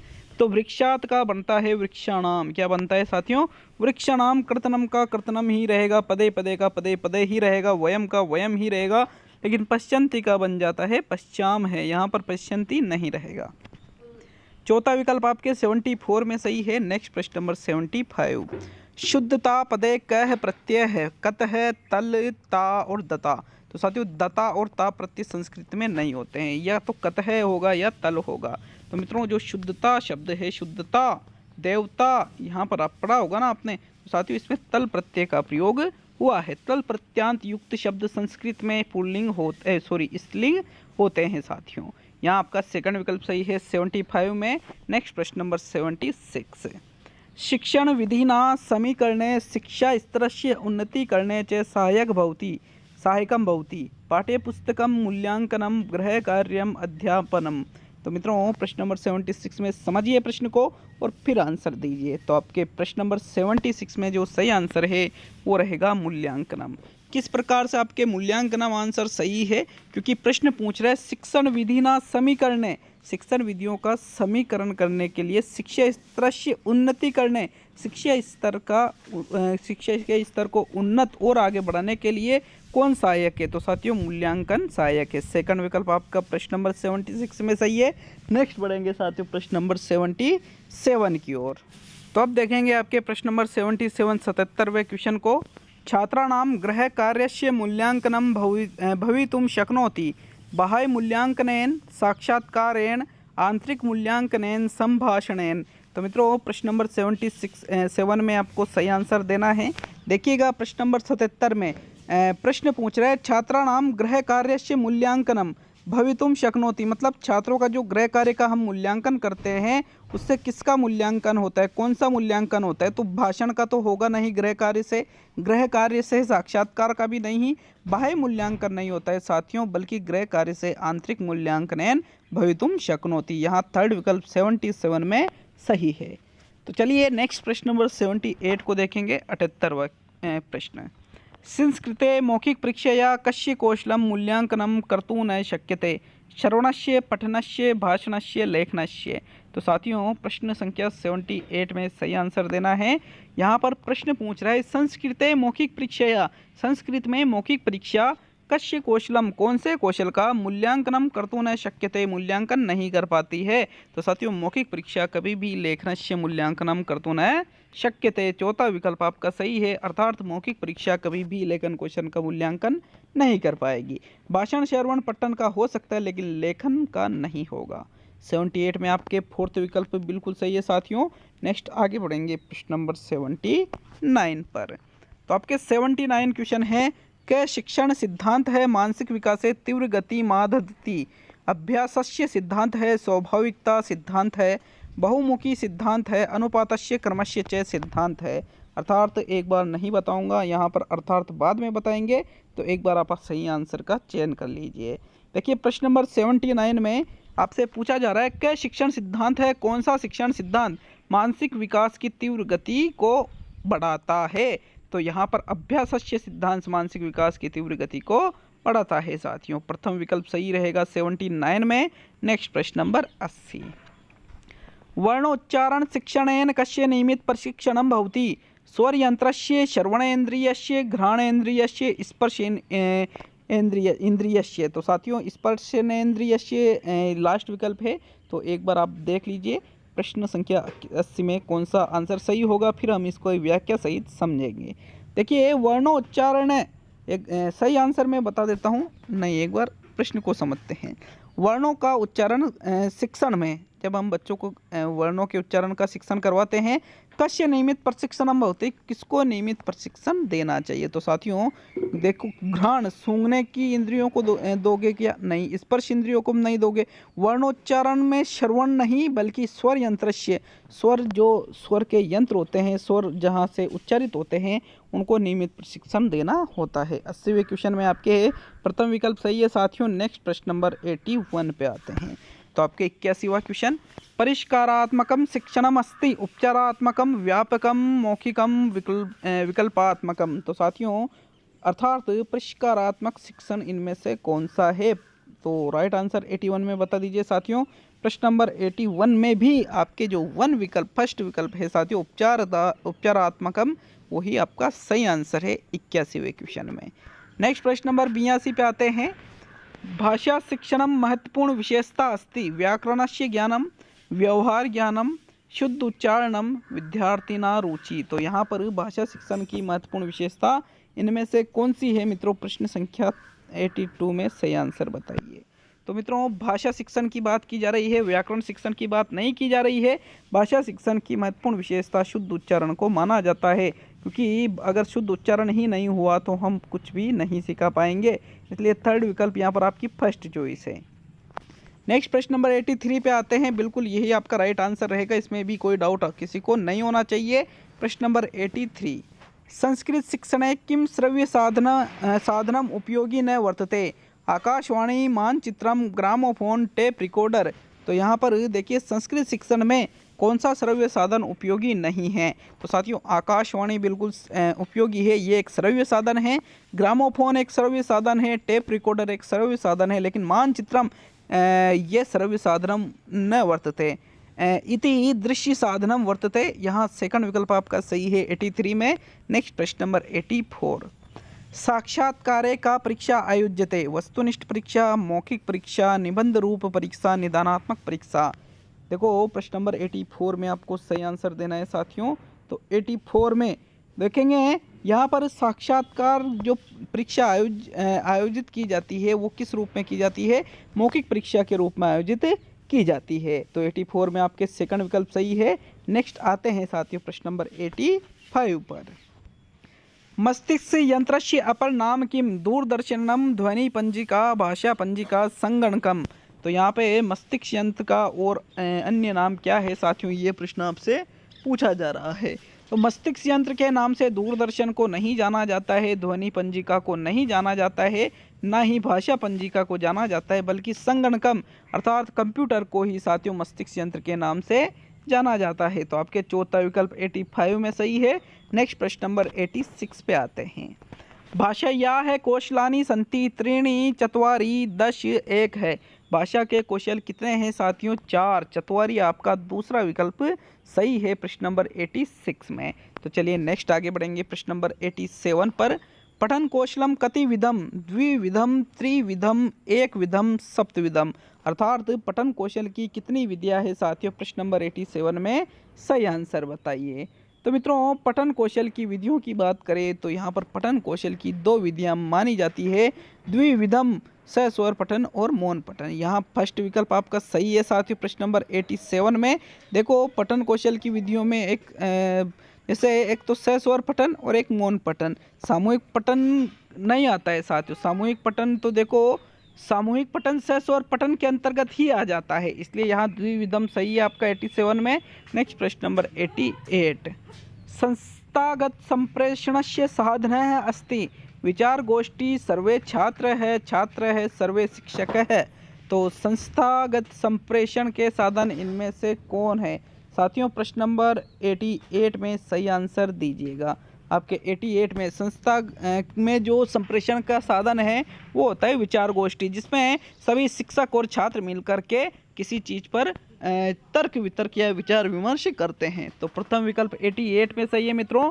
नेक्स्ट प्रश्न नंबर 89, मुफात अनुसारे मूल्यांकन अस्ति, निर्णयात्मक प्रक्रिया है, अनवरत प्रक्रिया है, सामाजिक प्रक्रिया है, न को अपि इनमें से कोई नहीं।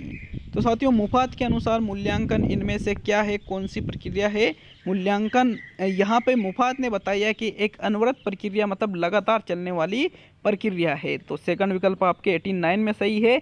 और इस भाग का अंतिम और 90वां प्रश्न है साथियों, इसके बाद हम भाग 4 को देखेंगे। तो अंतिम और 90वां प्रश्न देखते हैं, ज्ञातात अज्ञातम प्रति शिक्षण सूत्रम प्रयोग है कदा भवति, प्रस्तावना समये, शामपट्टे समये, उदाहरणम समये, काठिन्य निवारणो समये। अर्थात ज्ञात से अज्ञात की ओर शिक्षण सूत्र का प्रयोग कब किया जाता है। तो मित्रों ज्ञातात अज्ञातम प्रति शिक्षणम सूत्रम प्रयोग है प्रस्तावना समये भवति, प्रथम विकल्प आपका सही है प्रश्न नंबर 90 में। तो हम इसके कितने भागों को कर चुके हैं, 3 भागों को कर चुके हैं। चलिए देखते हैं इसके चौथे भाग को। साथियों भाग 4 को देखेंगे तो यहाँ पर जो भाग 4 है गणित शिक्षण का है, जो कि लेवल 1 के लिए पूर्ण रूप से है और लेवल 2 में जो साइंस मैथ्स वाले स्टूडेंट हैं उनके लिए भी पूर्ण रूप से हैं। बाकी जो दोनों लेवल से तैयारी कर रहे हैं तो आप यूँ कह सकते हो कि सभी के लिए ये चौथा भाग भी है और सभी के लिए 5वां भाग भी है। तो चलिए गणित शिक्षण को देखते हैं। बहुत ही शॉर्ट एंड स्वीट तरीके से मैं आपको इन गणित के सवालों को हल करके बताने वाला हूँ। जो हो सकता है 2-4 क्वेश्चन ऐसे हैं जो यूँ मानो कि मुझे पढ़े लगभग 4-5 साल हो गए उन प्रश्नों को, तो उनमें थोड़ी मेरे मिस्टेक है, तो मैं आपको आंसर वहाँ पे बता दूंगा। बाकी अधिकतर 90% सवालों का मैं बिल्कुल हल कराने वाला हूँ बहुत ही अच्छे तरीके से। तो चलिए प्रश्न नंबर 91 देखेंगे साथियों। प्रश्न नंबर 91 आपके है, किसी संख्या के 1/3 भाग में से उस संख्या का 1/4 भाग घटाने पर परिणाम 12 आता है तो वह संख्या है। अब यहाँ पर विकल्प है 144, 72, 120 और 63। तो अपने को क्या करना है कि इनमें से एक संख्या लेनी, उसका 1/3 भाग 1/3 भाग उसको कर देना है, मतलब उसको 3 भागों में डिवाइड कर देना है और फिर उसका भी 1/4 करना है। तो वहाँ पर फिर 12 बचता है, वही आपका राइट आंसर रहेगा वो संख्या। तो चलिए हम लेते हैं एक ऐसी संख्या लेंगे जो सबसे कम भी नहीं है सबसे ज़्यादा भी नहीं है। तो ये सबसे कम तो ये है, सबसे ज़्यादा ये है, तो 120 को लेते हैं साथियों। मान लो कि भाई वो 120 है। अब इसके 1/3 अगर हम करते हैं तो इसका 1/3 कितना होगा, 40। अब इस 40 का भी 1/4 करते हैं तो इसका 40 का 4 कितना होगा, 10। 40 का 1/4 10 होगा। लेकिन परिणाम कितना आना चाहिए था, 12 आना चाहिए, लेकिन आ कितना रहा है, 10, मतलब कम आ रहा है साथियों।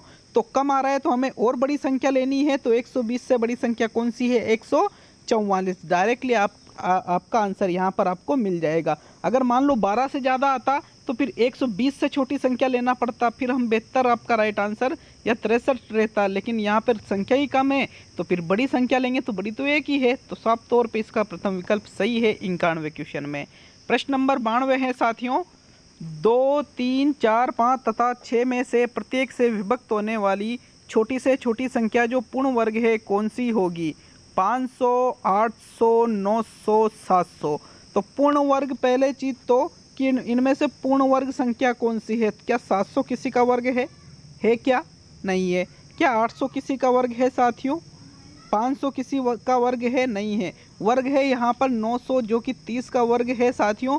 तो सीधा सा यहाँ पर नॉर्मली तरीके से आप इसका आंसर निकाल सकते थे, लेकिन फिर भी अगर आप चाहो तो 900 में 2 का भाग दोगे तो 450 बार जाएगा। 900 में 3 का भाग दोगे तो 300 बार जाएगा।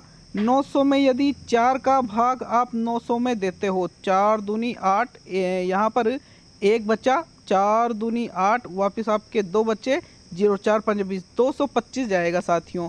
अगर 900 में आप 5 का भाग देते हो तो बिल्कुल 180 बार आपके 900 में 5 का भाग जाएगा। और अगर 6 का देते हो 900 में तो यहाँ पर आ जाएगा 6 एकम 6 बचे 3 और 6 पंजे 30, 150 बार। तो बिल्कुल वो पूर्ण वर्ग संख्या 900 है जो 2 3 4 5 से विभक्त हो रही है। तो तीसरा आंसर 92 क्वेश्चन में सही है। नेक्स्ट प्रश्न नंबर 93। यदि 16 व्यक्ति एक फसल को 30 दिन में काट सके तो 20 व्यक्ति इस फसल को कितने दिन में काट सकेंगे? 25 दिन में, 24 दिन में, 23 दिन में, 21 दिन में। कैसे करेंगे? मान लीजिए कि भाई 16 व्यक्ति है, किसी फसल को कितने दिन में काट रहे? 30 दिन में। तो पहले तो हम इनका टोटल कर लेते हैं। 16 या 48, 480 दिन लगेंगे एक व्यक्ति को काटने में। तो 20 व्यक्ति इस फसल को कितने दिन में काटेंगे? तो 480 में किसका भाग दे देंगे हम? 20 का भाग दे देंगे। 0 की 0, 2 दूनी 4, यहाँ पे 2 चौके 8। तो यहाँ पर साथियों 24 आपका राइट आंसर होना चाहिए। बिल्कुल जी हाँ। यहाँ पर अगर जो 16 व्यक्ति किसी फसल को 30 दिन में काटते हैं तो 20 व्यक्ति उस फसल को 24 दिन में काटेंगे। विकल्प नंबर आपका 2 सही है 93 में।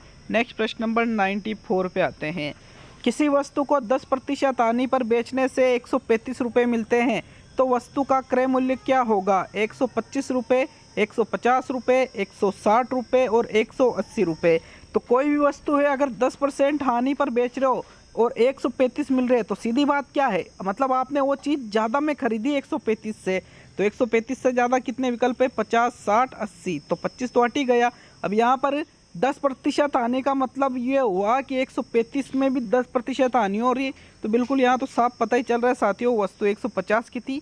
150 का 10% निकालो, 0 0 0 15 आता है। तो 150 में से 15 कम किए तो 135 में हमें 10% की हानि होती है। यही 150 है आपका सही आंसर है 94 में दूसरा विकल्प।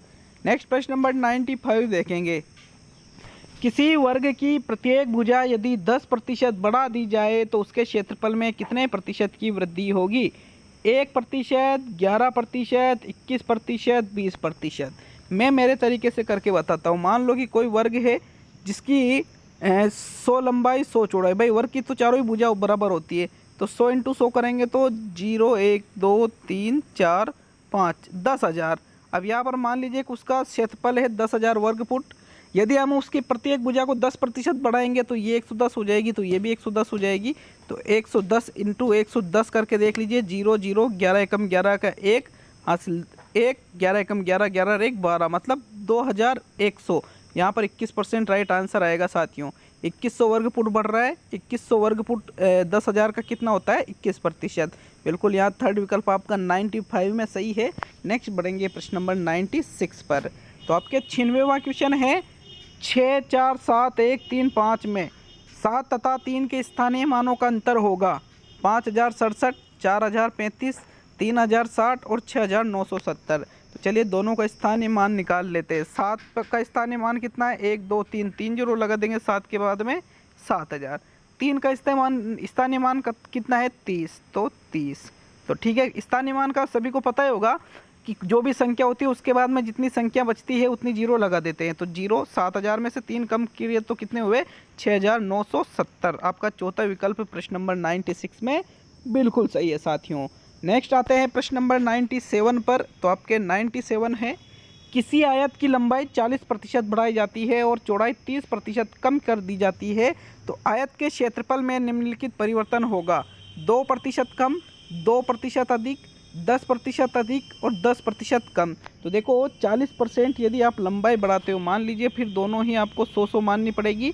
अगर 40% बढ़ा देते हो तो ये हो जाएगी 140 और ये भी 100 थी तो ये हो जाएगी 70। तो 10,000 पहले भी था, अभी 10,000 है। तो 140 × 70 करके देखते हैं। 0 0 7 चौक 28 का 8 हासिल 2, फिर 7 एकम 7, 7 2 9, 9800 वर्ग फुट रहेगी, तो मतलब यहाँ पे 200 का डिफरेंस आ रहा है, मतलब 2% की कमी आएगी साथियों उस आयत के क्षेत्रफल में। विकल्प नंबर आपका प्रथम सही है 97 में। नेक्स्ट देखते हैं प्रश्न नंबर 98 को। तो आपके 98वां क्वेश्चन। हाँ, हो सकता है प्रश्न समझ में नहीं आ रहे हो, लेकिन मैं मेरे तरीके से आंसर बता रहा हूँ आपको, और बिल्कुल 101% सही आंसर है हर एक प्रश्न का, प्रूव कर सकता हूँ हर को, है ना। कोई बस अपनी यात्रा की पहली 10 किलोमीटर दूरी 40 किलोमीटर प्रति घंटा की औसत चाल से तथा शेष 45 किलोमीटर दूरी 60 किलोमीटर प्रति घंटे की औसत चाल से तय करती है। बस की संपूर्ण यात्रा की औसत चाल है 52.5 किलोमीटर प्रति घंटा, 55 किलोमीटर प्रति घंटा, 50 किलोमीटर प्रति घंटा और 57.5 किलोमीटर प्रति घंटा। तो सवाल को समझेंगे भाई। बस है पहली यात्रा की पहली जो चाल है 10 किलोमीटर जो दूरी चलती है, यहाँ से मान लो यहाँ से यहाँ तक बस गई, इसकी दूरी है 10 किलोमीटर। यहाँ पर वो चल रही है 40 किलोमीटर प्रति घंटे की औसत से, मतलब 40 किलोमीटर 1 घंटे में चल रही है। तो मतलब 60 मिनट में गाड़ी कितने चल रही है, 40 किलोमीटर चल रही है। तथा शेष 45 किलोमीटर दूरी, आगे की जो दूरी है 45 किलोमीटर, वो 60 किलोमीटर प्रति घंटा, मतलब 1 मिनट में 1 किलोमीटर यहाँ चल रही है। और पहले कितनी थी चल रही थी, 1 घंटे में 40 मिनट, अब 1 घंटे में 60 मिनट। तो दोनों के बीच में मध्य का कार्य कौन करेगा, 60 और 40 के बीच में 50, यहाँ पर 50 ही सही आंसर है साथियों। प्रश्न नंबर 98 में डायरेक्टली बता दिया। हो सकता है इसमें कुछ कन्फ्यूजन हो, तो आप इसके लिए ज़रूर कमेंट कर सकते हो, थोड़ा एक्स्ट्रा ज़्यादा अच्छी तरह से दिमाग लगा करके करना इस प्रश्न के लिए कमेंट, क्योंकि मैंने जल्दबाजी में मतलब इसका उत्तर दे दिया है शॉर्ट तरीके से, ना। बाकी आप कर सकते हो इसको। नेक्स्ट प्रश्न नंबर 99, इसके लिए ज़रूर कमेंट करना साथियों। 98 के लिए 99वां क्वेश्चन है, 40 छात्रों के लिए 30 दिन की पर्याप्त भोजन सामग्री है। 20 छात्र और आ जाने पर यह भोजन सामग्री कितने दिन के लिए पर्याप्त होगी। तो समझो 40 छात्र है, 18, 25, 20 और 30 ये दिन आपके पास विकल्प में है। तो भाई ये 40 छात्र 30 दिन की पर्याप्त भोजन सामग्री है, तो एक छात्र के लिए हम कर लेंगे 0, 0, 4 या 12, एक छात्र उसको 1200 दिन तक खा सकता है। 20 और आगे तो 40, 20 कितने हो गए, 60। तो 60 का भाग देंगे हम 1200 में, 1200 भाग 60, 0 की 0, 6 दूनी 12, 0 ऊपर लग जाएगा 20 दिन। तो सही साथियों यहाँ पर 20 दिन ही आपका सही आंसर है प्रश्न नंबर 99 में। नेक्स्ट प्रश्न नंबर 100। तो बिल्कुल इसी तरीके से मैंने रीट एग्ज़ाम 2016 में भी क्वेश्चन किए, रीट एग्ज़ाम 2018 में भी क्वेश्चन किए, और मेरा हर बार स्कोर 20 प्लस या 25 तक टच रहता है साथियों। इस तरीके से जब मैं गणित के सवालों को करता हूँ, मेरे पास कोई नियम नहीं है, कोई रूल नहीं है, कोई सूत्र नहीं है, बस जैसे क्वेश्चन पूछ रहे हो उसी को थोड़ा कॉमन सेंस लगा कर प्रश्न को हल कर दो। प्रश्न नंबर 100 है, 5 परिणामों का 1 मिनट थोड़ा सा, 5 परिणामों का औसत 18 है। यदि उनमें प्रथम 2 का औसत 12 तथा अंतिम 2 का औसत 15 है, तो तीसरा परिणाम है 36, 16, 14, 40। देखो 5 परिणामों का औसत कितना है, 18। तो टोटल निकाल लेते हैं, 18 × 5 बराबर 90 टोटल है ये। उनमें से प्रथम 2 का औसत 12 है, तो 12 × 2 कर लेते हैं, 12 दूनी कितने होते हैं, 24। तथा अंतिम 2 का औसत 15 है, तो 15 × 2 बराबर 30। 30 और 24 कितने होते हैं साथियों, 4, 3, 2, 5, 54 होते हैं। 90 - 54 करते हैं तो 54, 64, 74, 84 और 6, 90, 36। यहाँ पर आपका प्रथम विकल्प सही है। जो इसका तीसरा जो परिणाम है साथियों, वो 36 रहेगा प्रश्न नंबर 100 में। नेक्स्ट प्रश्न नंबर 101 को देखेंगे। तो साथियों प्रश्न नंबर 101 है, पंकज ने 15,000 रुपये उधार लिए। 1 वर्ष 3 माह बाद उसने कुल 16,875 रुपये लौटाए, तो ब्याज की दर याद करो। 5%, 10%, 15%, 18%। देखो तो हम मूलधन देखते हैं। मूलधन यहाँ पर है 15,000, और उसके बाद में यहाँ पर टाइम है आपके 15 माह, बटे 100 × 12 कर देंगे, क्योंकि यहाँ पर ऊपर 15 लिखा है ना। तो देखो मान लो कि भाई हम ब्याज दर मानते हैं, ब्याज दर कितनी माने, 5 नहीं मानेंगे, 15 नहीं मानेंगे, 20 की मान लेंगे 10। तो ब्याज दर मान लो 10 है, तो चलिए निकाल के देखते हैं। 0, 0, 0, 0, ठीक है। यहाँ 10 है, यहाँ 12 है, यहाँ 150 और यहाँ 15। 3 से काटा 4 बार, 3 से काटा 5 बार, 2 से काटा 2 बार, 2 से काटा 1, ये 75 बार। तो यहाँ 2, यहाँ 10 है, ठीक है। यहाँ कितने हैं, 10 है साथियों, तो 2 से इसको काट दिया 5 बार। 75 × 5 × 5, तो 75 × 5, 5 पंजे 25 का 5 हासिल 2, 7 पंजे 35 2 37। 375 को वापस 5 से गुणा कर लेते हैं। 375 इंटू 5, 5 पंजे 25 का कितना हुआ 5 हासिल 2, 7 पंजे 35 2 37 का 7 हासिल 3, 5 तिया 15 15 3 1875। तो 15,000 तो मूल राशि थी और 1875 उसका ब्याज है साथियों। जोड़ लेते हैं 15,000 प्लस 1875, 5 7 8 6 1, तो बिल्कुल 15,875। 10% से दर हमने जोड़ा तो बिल्कुल सही बैठ गया अपना। यहाँ दूसरा विकल्प 101 में सही है। नेक्स्ट देखेंगे प्रश्न नंबर 102 को। घन के संदर्भ में असत्य कथन है। घन के 6 फलक होते हैं, घन के 8 शीर्ष होते हैं, घन के प्रत्येक पृष्ठ का क्षेत्रफल बराबर नहीं होता है और घन के 12 कोर होते हैं। तो मित्रों जी हाँ, 12 कोर होते हैं, 8 शीर्ष होते हैं, 6 फलक होते हैं, लेकिन प्रत्येक पृष्ठ का क्षेत्रफल बराबर होता है, ये गलत है। इसलिए आपका थर्ड विकल्प 102 में बिल्कुल सही है। नेक्स्ट प्रश्न नंबर 103 पे देखते हैं। दिए गए चित्र अनुसार कोण QRS का मान होगा। तो यहाँ पर देखिएगा, ये कोण दे रखा है QRS का मान 100 डिग्री, 50 डिग्री, 110 डिग्री और 120 डिग्री। तो ये QRS मतलब ये बाहर वाला जो कोण है इसका मान आपको निकालना है साथियों।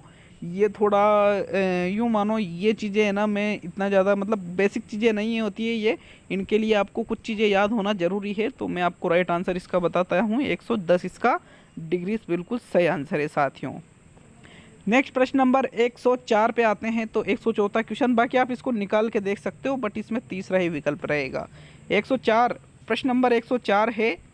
यदि 30 फीट लंबे एक आयताकार मैदान में फर्श बिछाई गई जिसमें कुल व्यय 30,000 रुपये हुआ, यदि फर्श की कीमत 40 रुपये प्रति वर्ग फुट हो तो मैदान की चौड़ाई क्या होगी?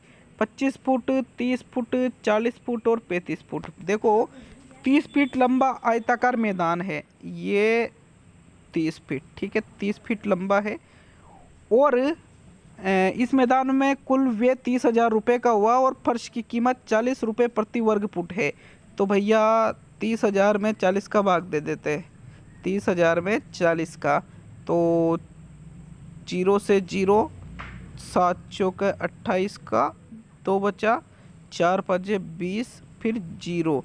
तो यहाँ पर 750 आया साथियों, 750 आया। तो अब यहाँ पर हम क्या निकालना है, हमको चौड़ाई नाप निकालना है।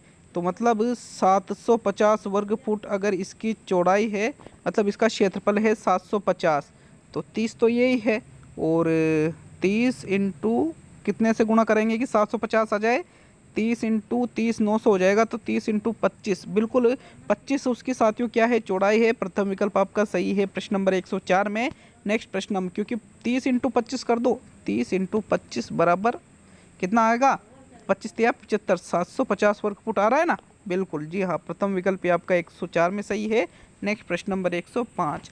वापिस दिए गए चित्र में कोण DOC बराबर 70 डिग्री हो तो कोण AOC प्लस कोण BOD का मान ज्ञात करना है।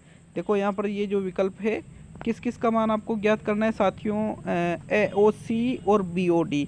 तो AOC एक तो ये वाला कोण है और दूसरा है BOD एक ये वाला, इन दोनों का मान ज्ञात करना है। 110, 20, 290 और 90। तो साथियों इन दोनों कोणों का मान आपको बताना है। इसका जो सही आंसर है वो भी रहेगा 110 डिग्री। प्रथम विकल्प आपका सही है साथियों इस क्वेश्चन में भी। नेक्स्ट प्रश्न नंबर 106 पे आते हैं। जिस त्रिभुज में आमने सामने की दो भुजाएं बराबर हो वह त्रिभुज कहलाता है। समबाहु त्रिभुज, विषम द्विबाहु त्रिभुज, समद्विबाहु त्रिभुज और विषम बाहु त्रिभुज। देखो तो आमने सामने की दो भुजाएं बराबर होती है तो उसको विषम बाहु तो कहेंगे नहीं, समबाहु कहेंगे। और अगर आमने सामने की दो भुजाएं तो समद्विबाहु कहेंगे उसको। थर्ड विकल्प 106 में सही है साथियों। नेक्स्ट प्रश्न नंबर 107। निम्न में से कौन सी आकृति पूर्णतः वक्र तलीय है? चौक, बेलन, बॉक्स और गिलास। तो साथियों पूर्ण रूप से वक्र तलीय आकृतियों के अंतर्गत इनमें से वक्र तलीय आकृति पूर्ण रूप से बेलन है साथियों, ठीक है। दूसरा विकल्प आपका 107 क्वेश्चन में सही है। नेक्स्ट देखेंगे प्रश्न नंबर 108 को। एक बिंदु पर बनने वाले सभी कोणों का योग अधिकतम कितना हो सकता है? 180 डिग्री, 360 डिग्री, 720 डिग्री और 540 डिग्री। देखो एक बिंदु पर, ये देखिए जैसे ये एक बिंदु है, इस पर बनने वाले सभी कोणों का योग अधिकतम 80 डिग्री इधर और 180 डिग्री इधर और 180 डिग्री इधर, मतलब 180 कितने 360 डिग्री अधिकतम हो सकता है। तो आपका सेकंड विकल्प 108 में सही है साथियों। नेक्स्ट प्रश्न नंबर 109 को देखेंगे। 1 किलोमीटर को मील में बदलने पर मान आएगा 0.721 मील, 0.821 मील, 0.621 मील, 0.127 मील। देखो मील होता है किलोमीटर से बड़ा, लगभग 1.5 गुना बड़ा। 1.5 से एग्जैक्टली अगर बताऊं तो 1.61 किलोमीटर में एक, मतलब 1 मील में 1.61 किलोमीटर बन जाता है। तो यहाँ पर देखो 1 किलोमीटर के अंतर्गत अगर मील बदलेंगे तो आपका वो बनेगा 0.621 मील। 0.621 मील में आपका 1 किलोमीटर हो जाता है। आपका थर्ड विकल्प 109वें क्वेश्चन में सही है। नेक्स्ट प्रश्न नंबर 110। प्रथम 65 प्राकृत संख्याओं का योग क्या होगा? 2235, 2085, 2145 और 1975। देखो यार, इन चीज़ों की तो बहुत ही शॉर्ट ट्रिकें होती है, सूत्र होते हैं हल्के हल्के से, वही आपके सीधी सी चीज़ है। प्राकृतक संख्या, प्रथम प्राकृत संख्या, प्रथम अभाज्य संख्या, प्रथम सम संख्या, प्रथम विषम संख्या, इस प्रकार ये सूत्र जो होते हैं उनको कुछ चीज़ों को याद करना ही पड़ेगा आपको अगर सिलेक्शन देना है तो।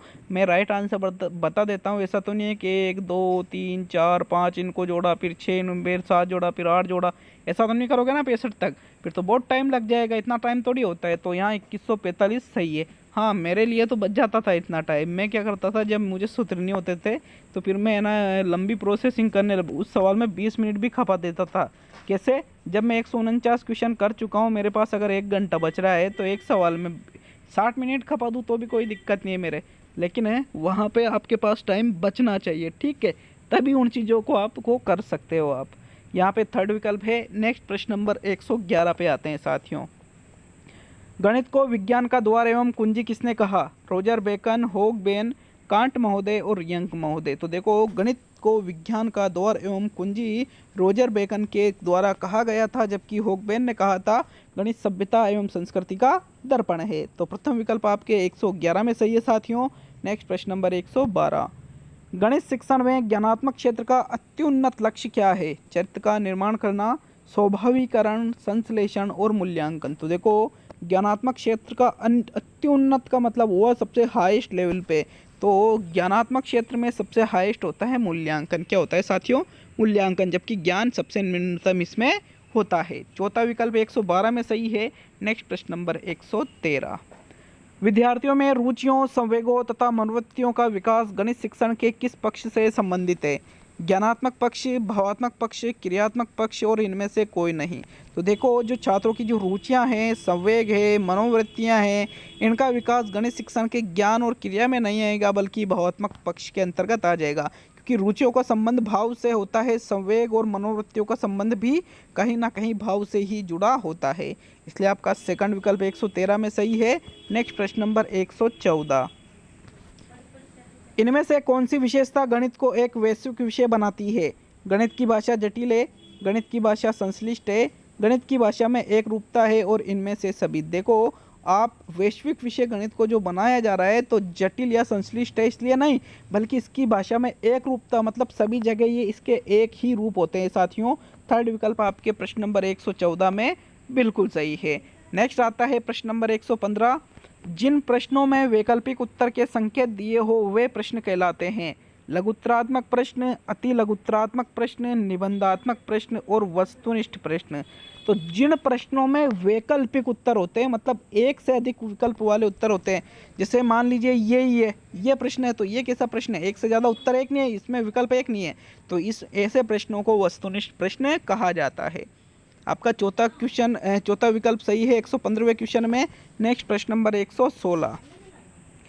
गणित में योग्यता को बढ़ाने में बाधा उत्पन्न करने वाला अंश है अच्छी स्मृति, गणित में सहज सामर्थ्य, प्रतिकूल गृह वातावरण और इनमें से कोई नहीं। तो साथियों, सहज योग्यता जो होती है गणित को बढ़ाने में, उसमें कौन सी चीज़ें बाधा उत्पन्न करती है? तो अच्छी स्मृति बाधा उत्पन्न नहीं करेगी, सहज सामर्थ्य बाधा उत्पन्न नहीं करेगा, लेकिन प्रतिकूल, अगर घर का वातावरण यदि प्रतिकूल रहेगा तो बिल्कुल वो योग्यता को बढ़ाने में बाधा उत्पन्न जरूर करेगा। इसलिए 116 में थर्ड विकल्प सही है साथियों। नेक्स्ट प्रश्न नंबर 117। टेलर फ्रेम का प्रयोग निम्न में से किस श्रेणी के बच्चों को गणित सिखाने के लिए किया जाता है? दृष्टि बाधित बच्चों के लिए, श्रवण बाधित बच्चों के लिए, गामा अक्षमता बच्चों के लिए और मस्कुलर डिस्ट्रोफी युक्त बच्चों के लिए। तो साथियों टेलर फ्रेम का जो प्रयोग होता है वो कौन सी श्रेणी के बच्चों को गणित सिखाने के लिए किया जाता है? तो 117वें क्वेश्चन में राइट आंसर बताइएगा साथियों। बहुत ही इंपॉर्टेंट क्वेश्चन है, एमपी टेट में 2019 में ये क्वेश्चन पूछा गया था और इसका जो सही आंसर है वो रहेगा दृष्टिबाधित बच्चों को सिखाने के लिए, गणित सिखाने के लिए टेलर फ्रेम का प्रयोग किया जाता है। दृष्टिबाधित मतलब जो बच्चे सही से देख नहीं पाते हैं। तो प्रथम विकल्प 117वें क्वेश्चन में सही है। नेक्स्ट आगे बढ़ेंगे प्रश्न नंबर 118 पर। उपचारात्मक शिक्षण के संबंध में कौन सा कथन सत्य है? यह निरंतर चलता है, छात्रों की त्रुटियां दूर होती है, निदानात्मक कार्य के पश्चात किया जाता है और उपयुक्त सभी। तो साथियों उपचारात्मक शिक्षण के बारे में देखो, निरंतर चलने वाली प्रक्रिया इसको माना जाता है, त्रुटियां भी दूर होती है और निदानात्मक कार्य के पश्चात भी इसको किया जाता है, क्योंकि निदान के माध्यम से उपचार करते हैं। इसलिए साथियों चौथा विकल्प जो है सभी वही 118वें क्वेश्चन में सही है। नेक्स्ट प्रश्न नंबर 119 पे आएंगे। गणित शिक्षण में विश्लेषण विधि किस शिक्षण सूत्र पर आधारित है? ज्ञात से अज्ञात की ओर, अज्ञात से ज्ञात की ओर, नियम से उदाहरण की ओर, सामान्य से विशिष्ट की ओर। तो साथियों सामान्य से विशिष्ट की ओर निगमन विधि चलती है, नियम से उदाहरण की ओर निगमन विधि चलती है, ज्ञात से ज्ञात की ओर यहाँ पर संश्लेषण और आगमन चलती है, लेकिन अज्ञात से ज्ञात की ओर यहाँ पर विश्लेषण विधि चलती है। यहाँ आपका सेकंड विकल्प 119वें क्वेश्चन में सही है। अब इस पार्ट या इस भाग का अंतिम और 120वां क्वेश्चन, लेकिन साथियों बोल बोल के यूं मानो कि पूरी हालत ख़राब हो चुकी है। वीडियो को लाइक ज़रूर कर देना यार, समझ सकते हो इतनी मेहनत करने के बाद भी आप लोग वीडियो को लाइक तक नहीं करते हो। ओरिजिनल में वास्तव में कमेंट करके जाना ईमानदारी से, 125 अगर कर सको तो। कमेंट तो वैसे भी करके जाना, भले ही 90 की हो तो भी कमेंट जरूर करना साथियों। लाइक शेयर आप कर सकते हो हमें एक तरह से हमारा हौसला अफजाई करने के लिए। गणित विज्ञानों की रानी और संख्या सिद्धांत गणित की रानी है, यह कथन किसका है? गोन्स का, बेल का, फिशर का और बर्नार्ड थॉमस का। तो साथियों गणित को विज्ञानों की रानी कहा जाता है और संख्या सिद्धांतों को गणित की रानी कहा जाता है। ये कथन कहने वाले थे गोन्स। कौन थे साथियों? गोन्स। प्रथम विकल्प सही है 120वें क्वेश्चन में। तो चलिए ये पार्ट भी पूरा हुआ, अब अंतिम और 5वां भाग देखते हैं। तो साथियों भाग 5 पे हम आ गए हैं, जो कि पर्यावरण शिक्षण का भाग है, जो पूर्णतः जो आपका नवीन सिलेबस है उससे ही बनाया गया है। जो बाद में माध्यमिक शिक्षा बोर्ड राजस्थान ने सिलेबस जारी किया था वहीं से ये प्रश्न बनाए गए हैं। पूरे ही 30 क्वेश्चन हैं आपके पर्यावरण के भी साथियों। तो यहाँ पर 121 से लेकर के 150 तक पर्यावरण के प्रश्न देखने को मिलेंगे, जो कि दोनों लेवल के लिए है। लेवल 1 के लिए भी है ये और लेवल 2 के लिए भी है साथियों। तो चलिए प्रश्न संख्या 121 को देखेंगे। आपके प्रश्न नंबर 121 है, पश्चिमी राजस्थान में घरों में वर्षा जल को संचित कर बाद में उपयोग में ले लेते हैं। यह संचित जल की विधि स्थानीय भाषा में कहा जाता है टांका, पालर, खड़ीन और बरखा। तो क्या कहा जाएगा इसको? प्रश्न संख्या 121 में राइट आंसर देना है साथियों। कौन सा आंसर सही है? बहुत ही इम्पोर्टेंट क्वेश्चन है ये। तो देखो खड़ीन की तो खेती होती है, खड़ीन नहीं है इसका राइट आंसर, ना ही बरका है। जो पश्चिमी राजस्थान में वर्षा का जो जल है इसको इकट्ठा करके उपयोग में लेते हैं बाद में घरों में ही, तो इसको पालर के नाम से जाना जाता है। टांका भी नहीं कहते साथियों इसको, टांका तो अलग होता है। वर्षा के जल को संचित करने के इसको पालर कहते हैं। सेकंड विकल्प 121वें में सही है साथियों। प्रश्न नंबर 122, ऊनी वस्त्र का रेशा होता है प्रोटीन युक्त व कठोर, वसा युक्त व कठोर, प्रोटीन युक्त व कोमल और वसा युक्त व कोमल। तो बताइए ऊनी वस्त्र का रेशा इनमें से कौन सा होता है? प्रश्न संख्या 123 में सही विकल्प का चयन करना है। कौन सा 122 में सही विकल्प का चयन करना है आपको। इसमें राइट आंसर है साथियों, जो ऊनी वस्त्र का रेशा होता है वो प्रोटीन युक्त होता है, वसा युक्त नहीं होता है, क्योंकि ऊन में वसा थोड़ी पाई जाती है, प्रोटीन पाया जाता है। और वो कठोर नहीं होता है साथियों, वो होता है कोमल। इसलिए थर्ड विकल्प आपके 122वें क्वेश्चन में सही है। आगे बढ़ेंगे प्रश्न नंबर 123 पर। विश्व जल दिवस मनाया जाता है 22 फरवरी को, 22 मार्च को, 22 अप्रैल को या 22 मई को। तो बताइए प्रश्न संख्या 123 में कौन सा विकल्प आपका सही है? तो मित्रों विश्व जल दिवस मनाया जाता है प्रत्येक वर्ष की 22 मार्च को। कब मनाया जाता है? प्रत्येक वर्ष की 22 मार्च को विश्व जल दिवस मनाया जाता है। सेकंड विकल्प 123वें में सही है। नेक्स्ट प्रश्न नंबर 124, राजपूतों में डाबरिया से तात्पर्य है विवाह में दिया जाने वाला दहेज डाबरिया कहलाता है, बंधुआ मजदूर को डाबरिया कहते हैं, दास दासियों को डाबरिया कहते हैं, या कन्या विवाह में कन्या के साथ दहेज में दिए गए दास दासियों को डाबरिया कहते हैं। तो साथियों डाबरिया कहा जाता है राजपूतों में कि भाई किसी लड़की की शादी हुई तो दहेज के रूप में दास दासियों को साथ में दे दिया, तो साथियों उनको ही डाबरिया के नाम से जाना जाता है। विकल्प नंबर आपका 4 सही है प्रश्न 124 में। खैर ये तो प्रथा अब तो नहीं है, पहले थी, है ना। नेक्स्ट प्रश्न नंबर 125 पे आते हैं। तो 125वां क्वेश्चन, साइबेरियन सारस का घना पक्षी विहार में आगमन होता है ग्रीष्म काल में, वर्षा काल में, शीतकाल में और सभी में। तो साथियों क्या सभी ऋतुओं में साइबेरियन सारस घना पक्षी विहार में आते हैं? नहीं, बल्कि ये आते हैं साथियों शीतकाल में। सर्दी के मौसम में साइबेरियन सारस घना पक्षी विहार में आते हैं। विकल्प नंबर 3 सही है 125वें क्वेश्चन में। देखो यार वीडियो अच्छा लगे तो एक लाइक और कमेंट करके जरूर जाइए। 125 वाले तो जरूर करें, और जो 120 प्लस है या 110 प्लस भी है या 100 प्लस भी है या 90 प्लस भी हैं तो वो भी कमेंट करें। 90 से नीचे वालों के तो फिर मैं क्या कहूँ यार, फिर तो पास ही नहीं हो रहे। तो कमेंट जरूर बता कर जाए हमें ईमानदारी से। तो यहाँ पर देखिएगा 125वें क्वेश्चन में थर्ड विकल्प सही है। नेक्स्ट प्रश्न नंबर 126, हमारे राज्य चिन्ह में लिखा हुआ शब्द सत्यमेव जयते कहाँ से लिया गया है? कंठोपनिषद से, तैत्तिरीय आरण्यक से, भारहूत अभिलेख से और मुंडकोपनिषद से। तो साथियों जो हमारा राज्य चिन्ह है जिसमें नीचे लिखा हुआ है सत्यमेव जयते, सत्य की ही हमेशा विजय होती है, तो साथियों ये मुंडकोपनिषद से लिया गया है। कहाँ से लिया गया है? मुंडकोपनिषद से। विकल्प नंबर 4 सही है 126 में। नेक्स्ट प्रश्न नंबर 127, तो 127वां क्वेश्चन, एनाटोमी का अर्थ है उद्यान कृषि का अध्ययन करना एनाटोमी कहलाता है, टिश्यू कल्चर का अध्ययन करना एनाटोमी कहलाता है, शरीर रचना विज्ञान का अध्ययन करना एनाटोमी कहलाता है, या पादप कृषि विज्ञान का अध्ययन करना एनाटोमी कहलाता है? प्रश्न संख्या 127 में सही विकल्प का चयन करना है साथियों। तो 127 में आपका जो सही विकल्प है, देखो एनाटोमी का मतलब होता है शरीर रचना विज्ञान का अध्ययन करना। थर्ड विकल्प 127 में सही है साथियों। नेक्स्ट प्रश्न नंबर 128, निम्न में से कौन सा राजस्थान का वस्त्र है? राहीदे, पोतिया, राहीदे 2 बार टाइप हो गया, और फुलकारी। तो यहाँ पर तो 2 बार राहीदे टाइप हो गया है साथियों। देखो राजस्थान का इनमें से जो वस्त्र है, फुलकारी भी राजस्थान का नहीं है, ना ही राहीदे, बल्कि पोतिया जो वस्त्र है साथियों ये राजस्थान का वस्त्र है। विकल्प नंबर आपका 2 सही है 128वें क्वेश्चन में। नेक्स्ट प्रश्न नंबर 129, राजस्थान में घिया पत्थर का सर्वाधिक उत्पादन किस जिले में होता है? घिया पत्थर बांसवाड़ा में, भीलवाड़ा में, उदयपुर में और अजमेर में। घिया पत्थर से संबंधित प्रश्न आया था पिछली बार रीट में। तो साथियों सबसे ज़्यादा घिया पत्थर का उत्पादन राजस्थान के उदयपुर ज़िले में होता है। कहाँ पर होता है? राजस्थान के उदयपुर ज़िले में होता है। आपके 129वें क्वेश्चन में साथियों कौन सा विकल्प सही है? तीसरा विकल्प सही है।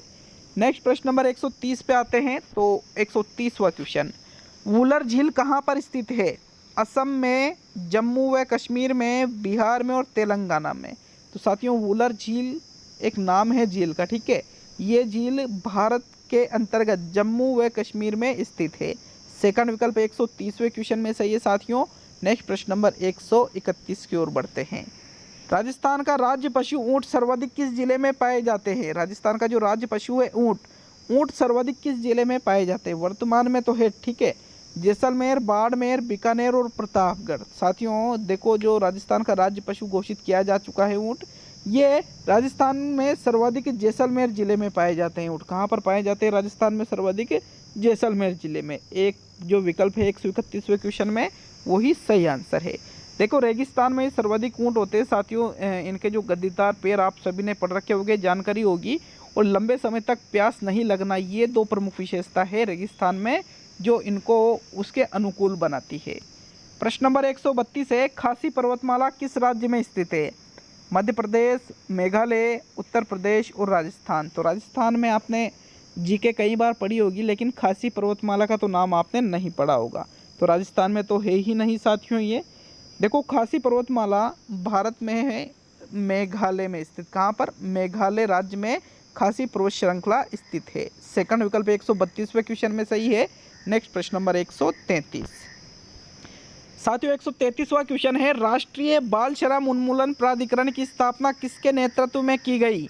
भारत सरकार में श्रम मंत्री के नेतृत्व में, भारत सरकार में वित्त मंत्री के नेतृत्व में, भारत सरकार के गृह मंत्री के नेतृत्व में और भारत सरकार के खेल मंत्री के।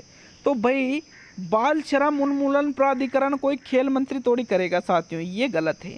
बल्कि बाल श्रम, श्रम आ रहा है ना, तो यहाँ श्रम, श्रम मतलब कार्य से लिया जाता है। तो जो भारत सरकार में जो श्रम मंत्री है इसके नेतृत्व में ही राष्ट्रीय बाल श्रम उन्मूलन प्राधिकरण की स्थापना की गई थी। ये क्वेश्चन भी रीट एग्जाम में आ चुका है साथियों। विकल्प नंबर आपका 1 सही है। मतलब ये नहीं आया था, क्वेश्चन यूँ आया था कि भाई इसकी स्थापना कब की गई थी, तो वहाँ पर वो क्वेश्चन थोड़ा चेंज था, यहाँ थोड़ा चेंज मैंने कर दिया है। प्रथम विकल्प 133 में सही है। नेक्स्ट प्रश्न नंबर 134। राष्ट्रीय वनस्पति अनुसंधान संस्थान कहाँ स्थित है? राजस्थान, उत्तर प्रदेश, पंजाब और हरियाणा। तो बताइए प्रश्न संख्या 134 में आपका कौन सा विकल्प सही है साथियों? देखो 134वें क्वेश्चन में आपका जो राइट आंसर है, राष्ट्रीय वनस्पति अनुसंधान संस्थान उत्तर प्रदेश यूपी में स्थित है साथियों। बहुत से क्वेश्चन है जो मैंने राजस्थान से बाहर भी निकाले हैं, 4-5 क्वेश्चन ऐसे हैं साथियों, बाकी सारे क्वेश्चन राजस्थान से लिए गए हैं। देखो 135वां आपके क्वेश्चन है, राजस्थान के राज्य पक्षी गोडावण का वैज्ञानिक नाम क्या है? क्रायोटिस नाइग्रिसेप्स, गजेला गजेला, केमेलस, डोमेडेरियम और टेकोमेला अंडुलेटा। तो साथियों देखो जो राजस्थान का राज्य पक्षी गोडावण है इसका वैज्ञानिक नाम आपको बताना है। प्रश्न संख्या 135 में राइट आंसर है क्रायोटिस नाइग्रिसेप्स। राजस्थान का जो राज्य पक्षी है गोडावण, इसका वैज्ञानिक नाम है। जबकि कमेंट करके बताइए, ये तो ऊँट का नाम है, ठीक है। गजेला गजेला और टेकोमेला अंडुलेटा किसका वैज्ञानिक नाम है साथियों? जरूर कमेंट करके बताएं।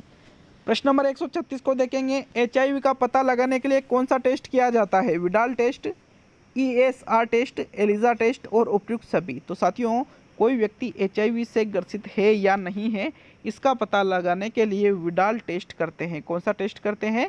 विडाल टेस्ट करते हैं। विकल्प नंबर 1 सही है 136वें क्वेश्चन में। नेक्स्ट प्रश्न नंबर 137। प्रथम भारतीय महिला जो एवरेस्ट तक पहुंची थी कौन? संतोष यादव, बछेंद्री पाल, अरुणिमा सिन्हा और मालावत पूर्णा। तो साथियों जो प्रथम भारतीय महिला है जो एवरेस्ट तक पहुंची थी वो थी बछेंद्री पाल। कौन सबसे पहले माउंट एवरेस्ट पर पहुंची थी भारतीय महिला? बछेंद्री पाल। इनका नाम चलता है साथियों एवरेस्ट के अंतर्गत। माउंट एवरेस्ट में सबसे पहले इन्होंने चढ़ाई की थी, भारत की बात है ये, ठीक है। सेकंड विकल्प आपका सही है। 137 में चढ़ाई क्या की थी, मतलब पहुंची थी। थोड़ा कहने में अलग हो जाता है, बहुत देर हो गए बोलते बोलते, तो आप समझ सकते हो, ठीक है। नेक्स्ट प्रश्न नंबर 138। निम्न में से कौन सौरमंडल का भाग नहीं है? क्षुद्र ग्रह, धूमकेतु, ग्रह और निहारिका। सौरमंडल में जो हमारा सौरमंडल है इसमें ग्रह भी है और क्षुद्र ग्रह भी है। क्षुद्र ग्रह क्या होता है साथियों? जैसे ग्रह है उसके आसपास जो छोटे छोटे जो टुकड़े होते हैं 10-10, 15, 20-20 किलोमीटर के भी होते हैं बहुत से, तो और छोटे छोटे भी होते हैं जो उस ग्रह के चारों ओर घूमते रहते हैं, तो उनको कहा जाता है क्षुद्र ग्रह। धूमकेतु भी सौरमंडल का ही भाग है, लेकिन निहारिका तो अलग ही आकाशगंगा है साथियों। 138 में आपका चौथा विकल्प सही है। नेक्स्ट प्रश्न नंबर 139। 139वां क्वेश्चन है, वर्षा जल संग्रहण क्या है? प्रयुक्त जल का संग्रहण और भंडारण, वर्षा जल का जमाव और भंडारण, पानी का वितरण और पानी का बहाव। तो पानी के बहाव को हम संग्रहण नहीं कहेंगे, ना ही पानी के वितरण को संग्रहण कहेंगे।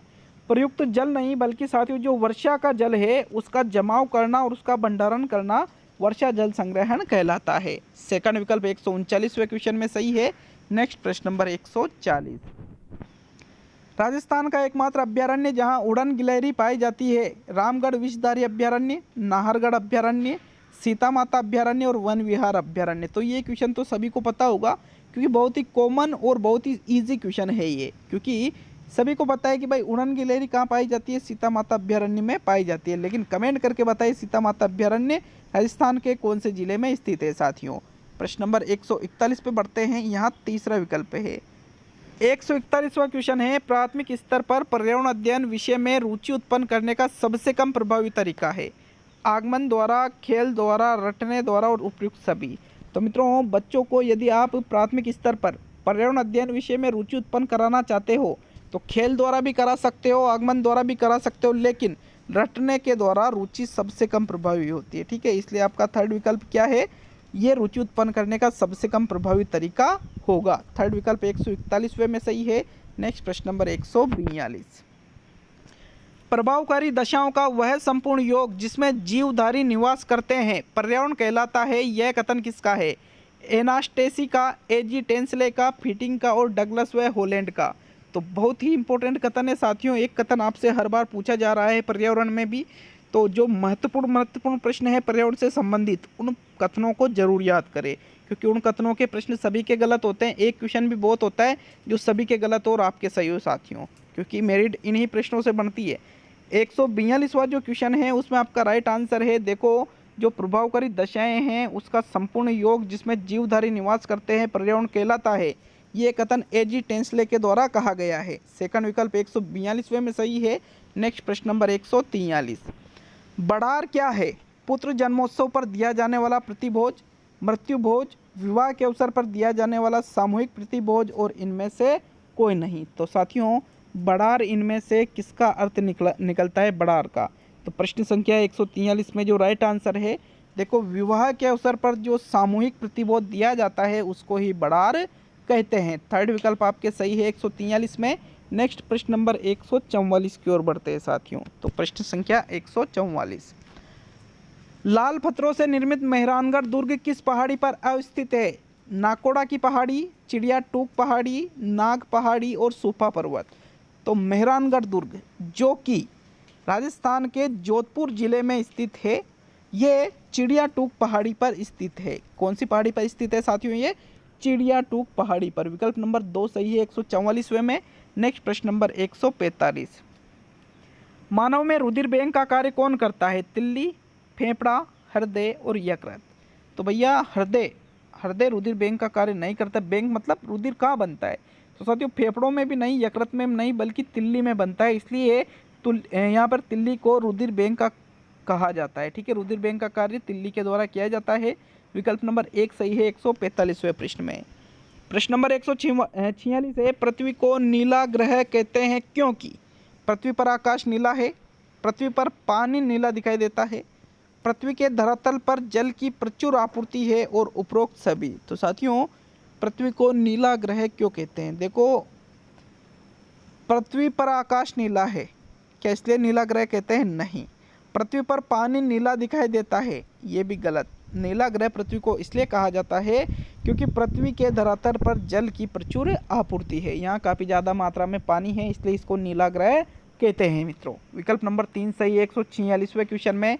नेक्स्ट देखेंगे प्रश्न नंबर 147 को, बर्फ में धसे हुए व्यक्ति की गहराई मापन किस उपकरण से की जाती है? हिमस्खलन, बीकन, प्रोब, बेलचा और क्रैम्पन। तो साथियों कोई व्यक्ति मान लीजिए कि बर्फ में धंस गया है, तो उसकी गहराई का मापन यदि आपको करना है तो उसका मापन किस उपकरण से करोगे? इसका जो राइट आंसर है वो है प्रोब। प्रोब के द्वारा ये पता लग जाता है कि व्यक्ति बर्फ के कितने अंदर है साथियों। सेकंड विकल्प 147वें क्वेश्चन में, देखो ये जो चीज़ें हैं ये पर्वतारोहण के अंतर्गत आ जाती है। तो नेक्स्ट प्रश्न नंबर 148 की ओर बढ़ते हैं मित्रों। आपके प्रश्न संख्या 148 आता है, कोई छात्र पृथ्वी की गतियों को ठीक प्रकार से नहीं समझ पा रहा है, उसकी समस्या का निराकरण करने के लिए उचित है प्रत्यक्षीकरण, उपचारात्मक शिक्षण, पुनर्बलन और उपयुक्त सभी। तो देखो कोई छात्र है जो पृथ्वी की गतियों को ठीक प्रकार से नहीं समझ रहा है।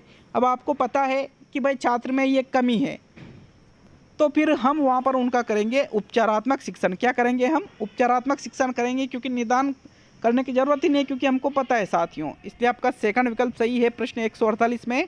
नेक्स्ट देखेंगे प्रश्न नंबर 149 को। तो आपका 49 मतलब 149वां और सेकंड लास्ट आज का इस टेस्ट का सेकंड लास्ट क्वेश्चन है ये। पर्यावरण अध्ययन विषय के अध्यापन की प्रश्नोत्तर विचार विमर्श विधि अच्छी है, क्योंकि इसमें प्रश्न उत्तर के माध्यम से बालक शिक्षण अधिगम कार्य में सक्रिय रहते हुए भाग लेता है, बालकों में निरर्थक आदत डालती है, स्वाध्याय के लिए कोई अवसर नहीं मिल पाता है और प्रजातंत्र के लिए नागरिकता का प्रशिक्षण देती है। तो साथियों जो प्रश्नोत्तर विचार विमर्श मतलब जिसमें प्रश्नोत्तर भी पूछे जाते हैं और विचार विमर्श भी किया जाता है पर्यावरण अध्ययन की, उस विधि को साथियों हम निरर्थक नहीं कह सकते हैं। अवसर भी इसमें खूब मिलेंगे, नागरिकता का प्रशिक्षण ऐसा कुछ नहीं है, बल्कि ये विधि अच्छी है। क्योंकि इसमें प्रश्न उत्तर के माध्यम से बालक शिक्षण अधिगम कार्य में सक्रिय रहते हुए भाग लेता है। विकल्प नंबर 1 सही है 149 में। अब आज का अंतिम और 120 सवाल, लेकिन अभी भी वीडियो को लाइक नहीं किया है तो फिर यार चलो कोई बात नहीं किया, आपकी मर्जी। बाकी चैनल पर नए हो तो सब्सक्राइब जरूर करके जाना। ईमानदारी से बताना वीडियो कैसा लगा और ईमानदारी से ही बताना कि कितने क्वेश्चन आपने सही किए हैं। पर्यावरण शिक्षा में सामूहिक चर्चा से संबंधित शिक्षण विधि है भूमिका निर्वाह विधि, व्याख्यान विधि, वर्णन विधि और विचार गोष्ठी विधि। तो देखो, सामूहिक चर्चा से जो शिक्षण विधि संबंधित है पर्यावरण में, वर्णन विधि नहीं है, ना ही भूमिका, ना ही व्याख्यान, बल्कि जो विचार गोष्ठी है इसमें सामूहिक रूप से चर्चाएं की जाती है साथियों। चौथा विकल्प 150वें क्वेश्चन में सही है। तो ये आज का टेस्ट पूरा हुआ, मेगा टेस्ट नंबर 1 था साथियों। ये अच्छा लगे तो लाइक शेयर जरूर करिएगा साथियों। मिलते हैं अगले वीडियो में, बहुत बहुत धन्यवाद।